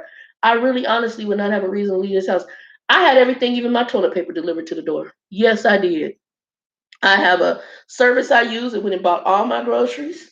It brought my toilet paper. I got paper towels just delivered. Yes, I did. Everything I need delivered to here. I honestly don't have to leave out of here except to go and get a money order. And like I said, I can actually pay most of my bills through debit card. The only one that don't do it is the landlord, and I do a money order for that. There are things that you can do if you would listen. We ain't listening. And in our community, for whatever reason, we so caught up in the appearance of stuff, which is just ignorance. And we don't want to school ourselves beyond. And it's a thought process. It really is a simple thought process. When I was talking to Danielle, I said, no, first of all, because she was going to come, Danielle, love her. She was going to come and visit her and her boyfriend, and the dog was on the truck. And I love her dog, Jonas. Jonas is the sweetest pit bull ever. He's a sweetie. She said, oh, girl, Alfred's on the truck with me because he's, he can't go to work because of the COVID. And, and you can see Jonas. I'm gonna come there. No, no, no, no, the hell you not coming there. I got love for you, homie. I do. But because we don't think beyond, wait a minute. I said, Danielle, I need you to come here with me. You're going a truck driver. You are really exposed. I'm praying angels and the blood of Jesus on the doorpost of that truck. You guys, for my truckers who watch me, God bless you. I'm happy I ain't driving right now. God bless you for what you're doing because y'all are highly exposed to this crap. You go into every freaking warehouse. Y'all see what's going on with the Tyson plants. Freaking half them people at Tyson, they having to shut down plants because all the workers are getting sick. Because the companies didn't have the right gear for them to work in close proximity. There was no social distancing that they could do in those plants, but they didn't even have the right gear, mask, nothing. Again, this is stuff we're not watching on national news. We not listen. Y'all don't even know there's probably a locust plague that has happened in the Middle East and Africa and other countries happening right now while this is going on. Or the bird flu that's taking place in the Carolinas that they had to kill animals from. Y'all can research it, it's in the news. But we are in our own little circle, in my own little world, playing my video games, smoking some weed, drinking, playing cards, playing spades, playing dominoes, and not paying attention to the world around us. My father had a saying, actually comes from his father. And he does watch the news on occasion when he is awake to see it, but his mind does, I don't know, his mind is weird. But he said his father told him he watches the news because if they ever say run ninja run, he knows it's time to get out. There's things we can pick up. Now you have to kind of wade through American news for the bull crap. But there's stuff and information we can get from there to arm ourselves so that we can walk in some wisdom and intelligence. And then there's things we need to research. There's stuff that I didn't even think of. I started following the lady that was on that Jean Cottle that was on the news who would give like the fact, the fiction, who would give updates on Corona. Learned a wealth of information from her. I'm following her on Facebook. I'm following her here on YouTube. Uh, there's stuff that people are doing, like that couple that's here in Arizona. They heard Trump say something about hydrochloroquine, and these people went and took a medicine that was hydrochloroquine for koi fish. The husband's dead, and the wife was in critical condition. I don't even know if she survived it. That's because people are walking in ignorance. You got folks, they said the numbers of research went up because there are ignorant people who listen to Trump talk about injecting themselves with disinfectant household cleaners that are researching how to ingest household cleaners to prevent the coronavirus. Mhm. Because common sense is not common. Let me help y'all. When he mentioned hydrochloroquine, let me tell you the conversation I had. I contacted Joe. No lie, my buddy Joe. I said, did you hear what he talked about this drug? This is where my mind went. This is just called critical thinking. Critical thinking. He just gave y'all the oxygen mask in the airplane that's crashing. So let me help y'all with oxygen masks. When you're in an airplane and the plane is going down, there's a couple reasons for the oxygen. It's in order to calm your behind down before you die and not have all chaos on that plane. Oxygen relaxes you. That's why in the hospital they put you on it, and it does help with your breathing, but it also can put you to sleep. It's a gas. If you've ever I've been on oxygen and I slept like a baby. It relaxes you. You're mellow. Oxygen has a calming effect. When he mentioned hydrochloroquine, I told Joe, this is the oxygen mask. It's something to give people to calm their behind down. And he might have been an investor. Hell, I don't know. He might be invested in the drug for all we know.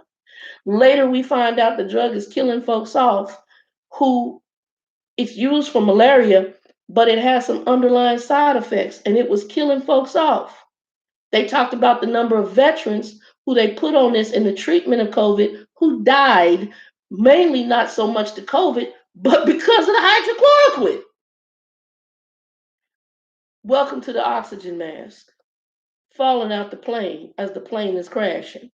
That's all that was.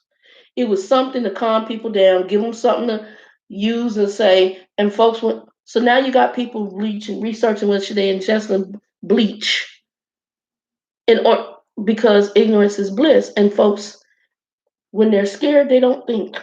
Also, we have people with a certain mindset that my father, I'm really shocked.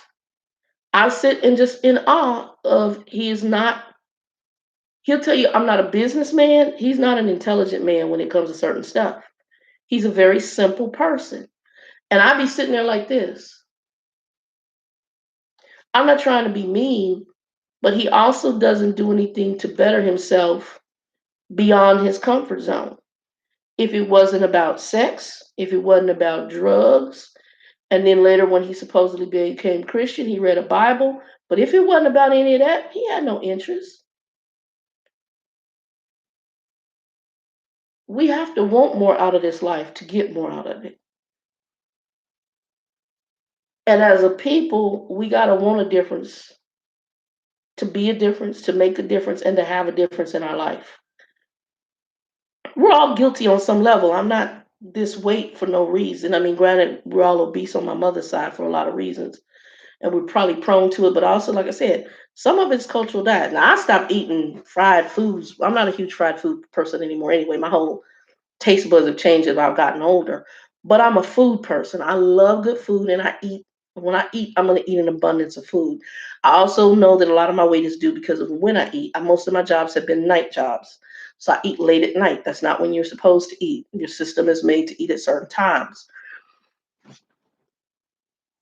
But culturally, I was impacted because whenever my money was low, I went back to my cultural diet.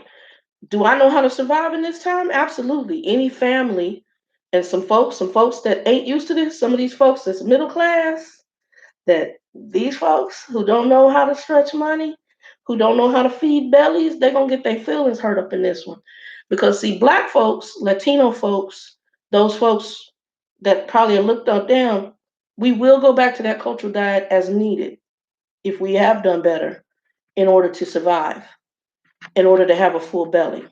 So during this time, if there is a food issue, me and Joe we went and stocked up on two big main staples: rice and beans. Because rice and beans, you can eat that every day and have, you don't need a lot, a little bowl with some tortillas or by itself or some cornbread for black folks. That's a meal. That's a meal. It's starch. It is a sugar. It's not the best for you, but it'll fill a belly. Kind of like what that lady did with the blood. There are times when we have to go back to it, but the very thing of it and the reason behind it and the frequency in which we do it on a daily basis is what has killed us. Fried chicken, processed foods, what they put in our neighborhoods, McDonald's, little black kids, Latino. I want some McDonald's, mama. I hate McDonald's. The only time I want from McDonald's, I might get that dollar drink, but I'm not a McDonald's fan. It's not the new McDonald's. I'm not a McDonald's fan at all. A lot of processed foods. One of the reasons a lot of truckers become obese, because the time that you're driving at the end of the night trying to get up in there and make a healthy meal is not conducive to you. So you end up going into the truck stop eating all that nasty, greasy, fast food and or some little thrown together processed food they throw up on a shelf inside of a little thing at the counter. You eat the pizza and all that other crap that ain't no good for you. You go lay right out in the bunk. The food hasn't even digested and it turns into fat. I mean, that's basically what happens. We can see what has happened to us culturally. It ain't got nothing to do with the fact that my skin is darker, that I'm predisposed for this. Now, some of it could be hereditary. We have inherited some things hereditary through family lines that may be indicative of things that took place in slavery and it became an onboard issue for us genetically. It is what it is. But don't tell me it's the color of my skin that makes me predisposed to hit a casket with COVID. It really has to do with the health issues, which are usually based on our social economic background, which come back and take us all the way back to slavery or poverty driven lifestyle. That's where this comes from. And what we do is we've learned to survive and to feed a family on a toothpick and a straw, on a pop bottle budget, and the food that we feed that family with to make sure they got full bellies is not always the best quality. It don't come from the best places. And once it's in our system, it has a negative effect. And then we have children that grew up and we made something good to them and they continue to eat things that aren't good for them. Lord, it's not good for you. My father, the number of sugar and sweets. Y'all remember growing up on Kool-Aid? No, we didn't buy cranberry juice and grapefruit juice. We grew up on Kool-Aid as our flavored drink. And what did Kool-Aid consist of? Y'all remember? Come on now. Everybody had the purple and red spoon in the house. And I'm going to tell you how we made Kool-Aid, which tells you about how bad our diet is. We got this fake flavoring. We poured it into a pitcher. I got a big pitcher in there right now, about this big. You either had those round tubs with all the sugar in it, or you might have just had the real sugar packet. You took that 5 pounds of sugar, and by the time you was done, maybe a quarter of that sugar was left, and the rest of that Kool-Aid was full of sugar. Oh, that's good. That's some good Kool-Aid. And that was our drug of choice. And we drank Kool-Aid like it was water. And we're diabetic. I just recently had to have the colonoscopy doctor. I was having problems, and I'm talking to him about, I'm gonna say, my bowels. I'm diabetic, and he's like, "Well, do you sugar?" I said, "No, I don't. Right now, in my house, I have no. Trying to think, I don't have no sugar in this house. Zero. I just bought some flour for the first time. I didn't even have flour in here. I have no sugar in my house right now. I have sugar substitutes, stevia and Splenda. Splenda's not good for you, but I had it. I told him, I said, well, he says, well, how many of those do you use when you make a drink sweet? I said, oh, I might use 4 or 5. He looked at me. He said, you only need 2. I said, oh. He said, you only need 2. I said, you only need 2. Why? Because what's in those, and I don't mean to be on here this long, I'll be getting off here in a minute. What's in those can actually cause some of my gastrointestinal issues that I'm having because I'm using too many packets of them. He says, I want you to get to using 2, and your taste buds will automatically adjust. And he's Latino, so he understood what I was telling him. I'm like, okay. Mind shift, because as a kid, I grew up with sweet tea. My father, he gets sweet tea, he pour even more. He'll go buy sweet tea with regular sugar in it from some fast food place, comes back, and he's diabetic and he has a diabetes sugar additive, and add 4 or 5 more drops to it. This stuff is like syrup when he gets done because, and it's what he grew up with. The sweeter it is, the better. And he can't shift. It's just like, you know you're diabetic, so why are there cases of soda in your trunk? You know you're a diabetic, but you got 4 and 5 things of orange juice in there. I'm not saying you can't have it on occasion. He drinks it like water. I bought honey in there to make a meal. It lasted 1 day in his house. He was syruping it on the bread and eating it like a drug, like a crackhead. I was like, and not cheap honey either, expensive. I said, bro, I bought that for this recipe I was gonna make. Where's all the honey? I put it on bread, put it on bread. Because that's how we think. A lot of what we got going on has to do with our cultural diet and where it stems from. Socioeconomic classes. Right now, we're about to be the guinea pigs out here for these folks. They're gonna open up businesses that you like to frequent: the barbershop, the beauty supply, the nail salon. And because you think that's cool or it makes you feel good about yourself, let me explain something to you. If it takes fake stuff to make you feel good about yourself, you got deeper issues. We need, right now is the time, in my opinion, God has given us to self examine, to get our spiritual houses in order with Him, and to find out what our value and worth is and what we're supposed to be doing in this life. I still got people on Facebook taking selfies. Let me tell you what a selfie is. A selfie tells me that I have self image problems and that I have low self esteem. So I need to take a selfie to feel good about myself, to say, oh, girl, you look nice. Oh, I like that, girl. You look good. I got friends of mine showing pictures of themselves when they was younger, when they looked a certain way, because they want somebody to say, oh, girl, I remember you back then. You look good. We got to start becoming comfortable with who we are.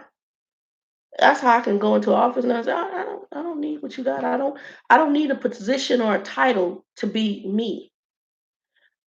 That's what I agreed upon. This is what I'm gonna do. I'm 51 years old. If I don't accept who I am and then deal with the areas in my life that I need to change, that's on me. But to be a 70-year-old man who thinks a sports car makes you important because other people look up and, oh, that's a cool sports car and you feel important, that tells me you have low self esteem about you. We got to change the narrative.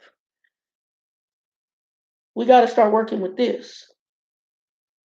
We got to see, critical think beyond the situation. Okay, so critical thinking. I've been told this virus is spread this way and by human contact.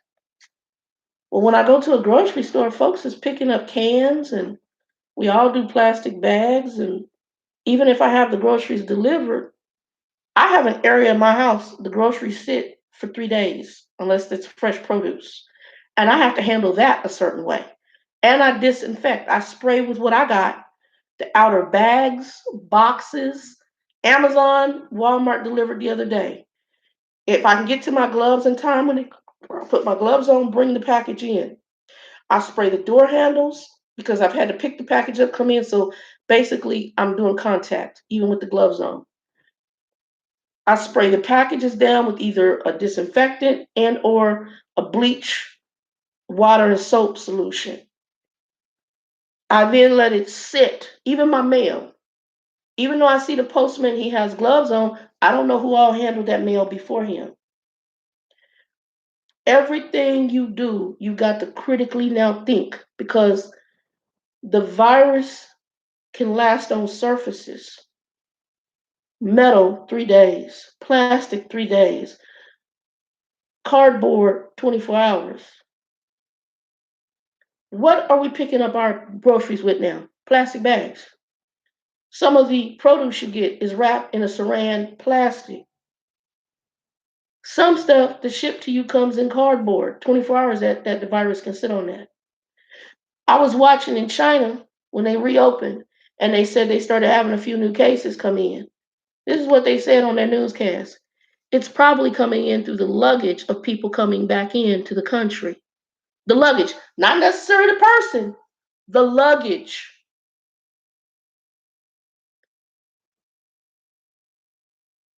You have to, we have to critically think on what we're dealing with, and we need to go read. Cotto, she talked about bleach. Now, what did I just say? I'm out of Clorox bleach. I have other brand bleaches. Come to find out, not all bleaches are alike. So, right now on the EPA.gov site, the bleach brand that seems to have the most products that they have proven or seen to basically clean the virus on surfaces is Clorox. Hand sanitizer, you can make your own, and there's ways to do it. I'm gonna be showing y'all an alternate way. I'm not telling y'all yet what I'm using because I want to do it first. I can't get rubbing alcohol, but I have access to something else, and I'm gonna show y'all where I'm gonna get it. In a couple of weeks, I'm gonna order it. Once it comes in, I'm gonna show you what I'm using to create hand sanitizer. Now, I still have a little bit of hand sanitizer throughout my house, but in a couple of weeks, I'm getting ready to create a nice batch. We need to think differently when it comes to how to handle situations. Critical thinking. My father don't critically think. Well, they get their hair done, and that way, you can look decent. Because to him, appearance is everything. Appearance is what made somebody with low self-esteem feel important.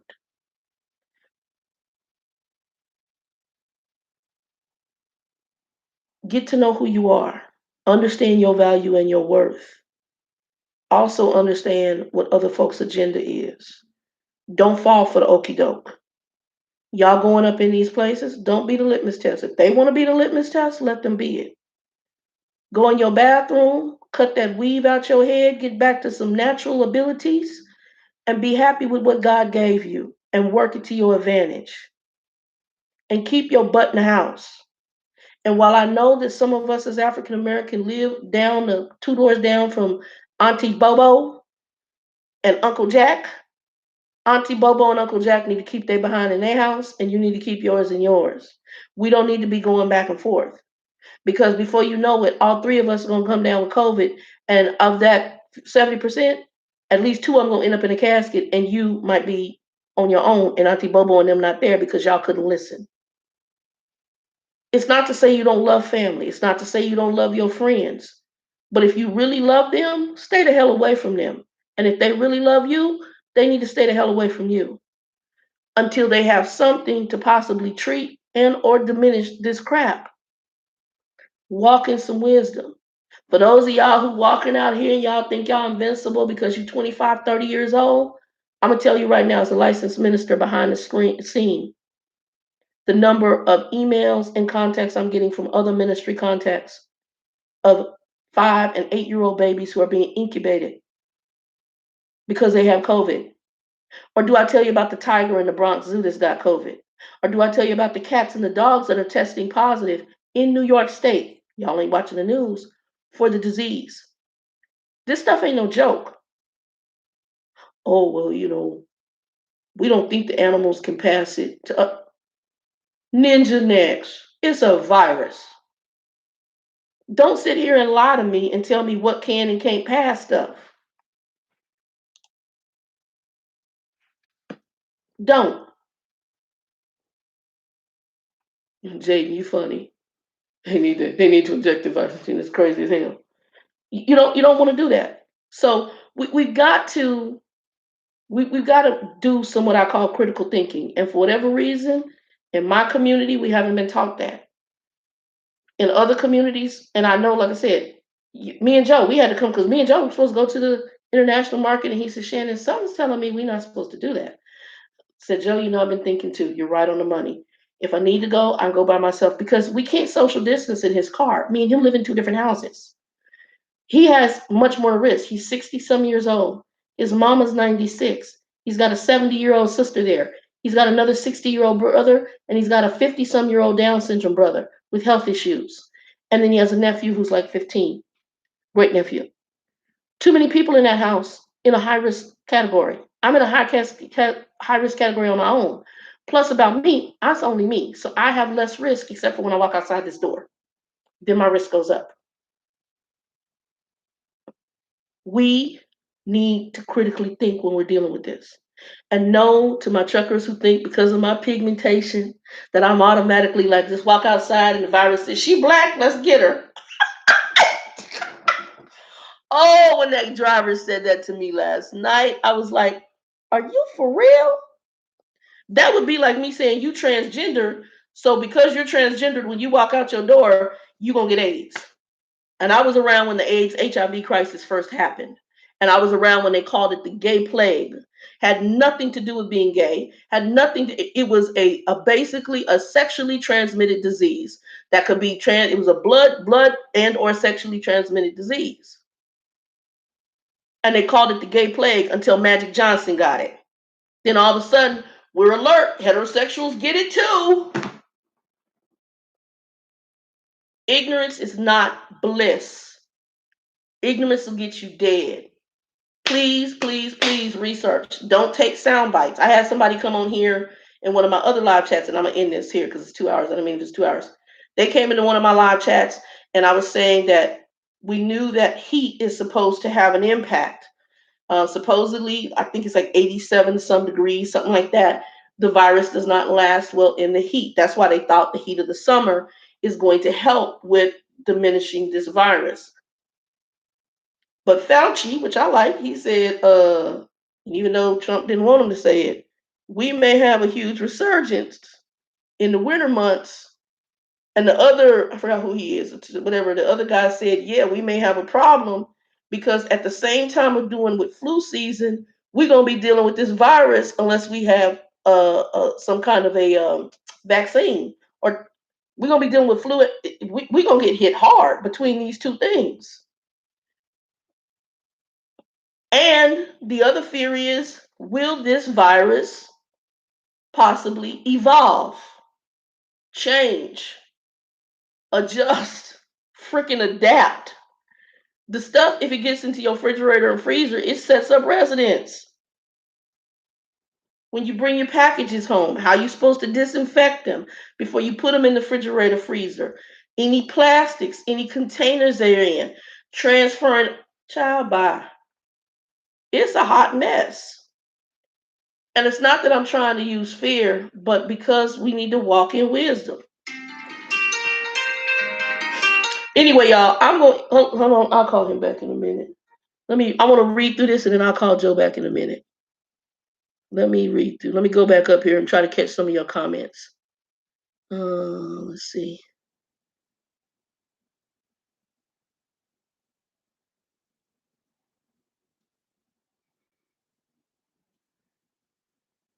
All right, Kathy, give us okay. And thank you, Wendy. Yeah, anybody, if you get to watch this and you get mouse about 2 hours of talking, like, share, thumbs up. I'll be putting the links later on for the COVID stuff.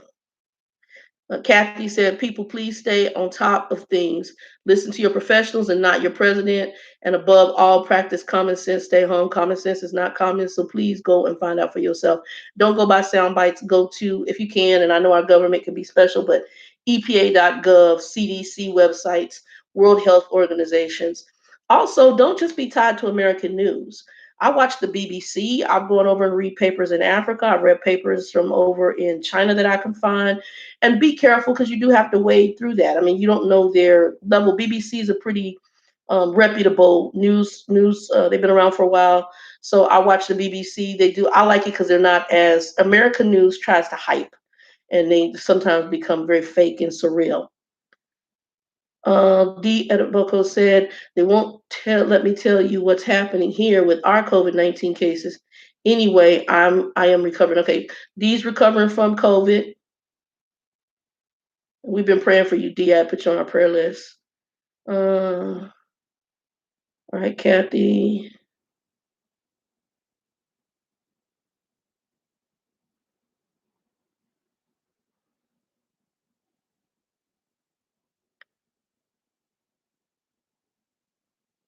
Okay. Uh,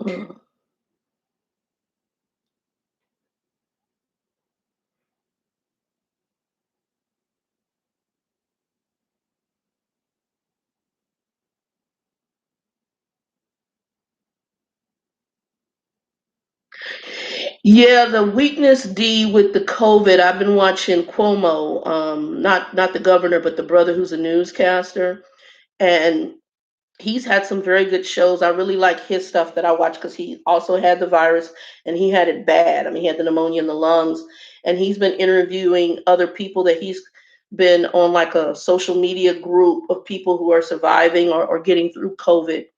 And there is the after effects of just bouncing back from COVID is some stuff. It almost reminds me of when I almost checked out in my 20s, but it's even worse. And how long it took me just to bounce back from pneumonia and the blood clots. I don't, again, whenever you're knocking on death's door with stuff, the bounce back to that, and you will see life in different glasses.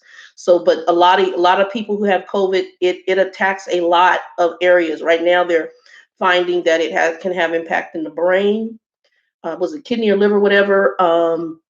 Obviously the lungs. Oh, where else? There was something else I read. It's attacking a lot of areas. Um, and they're going to open the country knowing that people are going to die. They know this has to go through the populace. I mean, it's just no ifs, ands, or but they're so worried about the economy, which I understand because the devastation is as bad. And you got so many people that feel they're invincible, but see, God has a way of letting you learn some hard lessons. And they like talking about all the parties and stuff. You go on ahead. That's what happened in Louisiana while Louisiana had Mardi Gras. And then all of a sudden they're one of the top states. You have Mardi Gras during this? Are you crazy? People want to have their sin and do their stuff. Then it is what it is.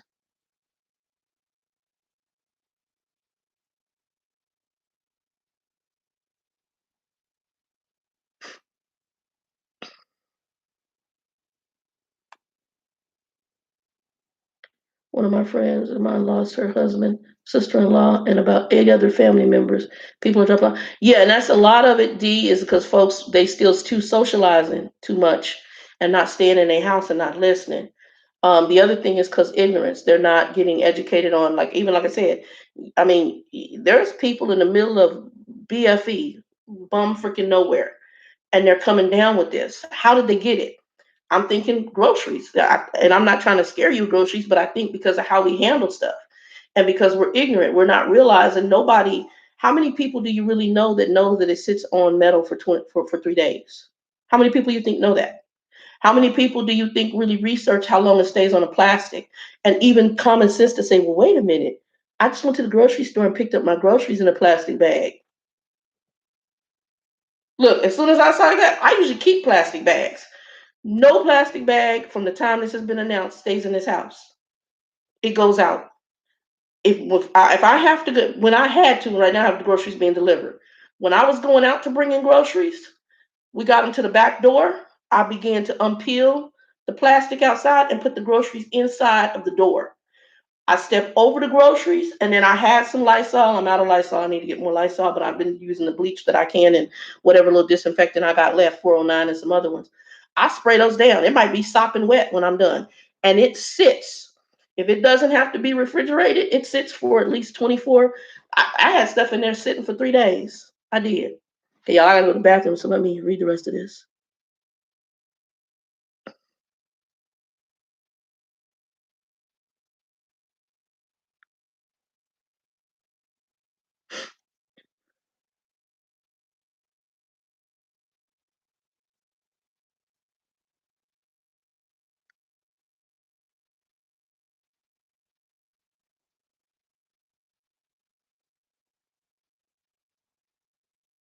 Okay, D said you got a vegan friend. Yep. I've cut a lot of, I still have had some meats. Mainly I had lamb, and I'm still probably gonna do fish and stuff like that. Uh,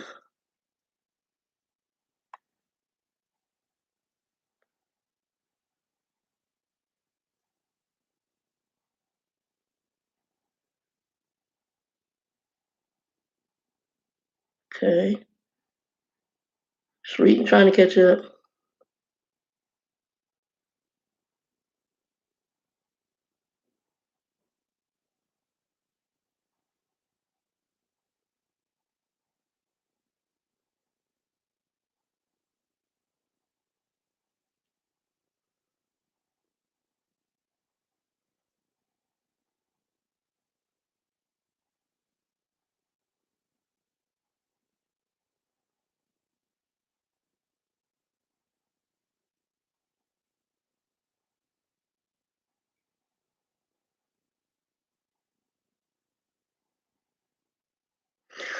Jaden, I feel you. So I'm gonna close with Jaden's statement, and Jaden was saying something about why they didn't close the country down with HIV.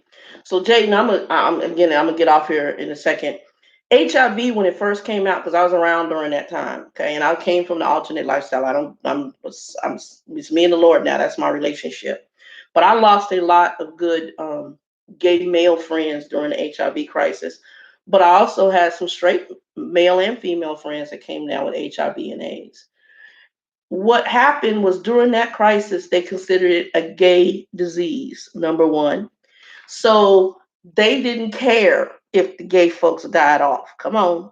So they're not going to close the country for that. Also, it was the way in which the virus, HIV and AIDS, was spread. It was a sexually transmitted disease. So you just mean you need to wrap your crap up or not be sexually active. That's pretty much what it was. This is different. This has nothing to do with, well, it could. I mean, you could get it from being involved with somebody who has it. This particular virus, unfortunately, is so invisible, and the way it spreads, you don't even have to touch anybody.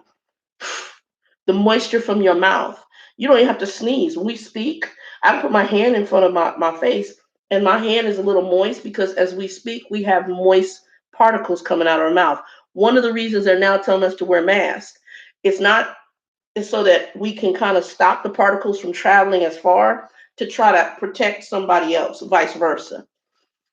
And it comes from touching, from hands. So if the virus is on a doorknob, if I touch something, It can sit on my, and I haven't researched how long it can stay on the hands, but I do know that's one of the reasons they're telling us to wash.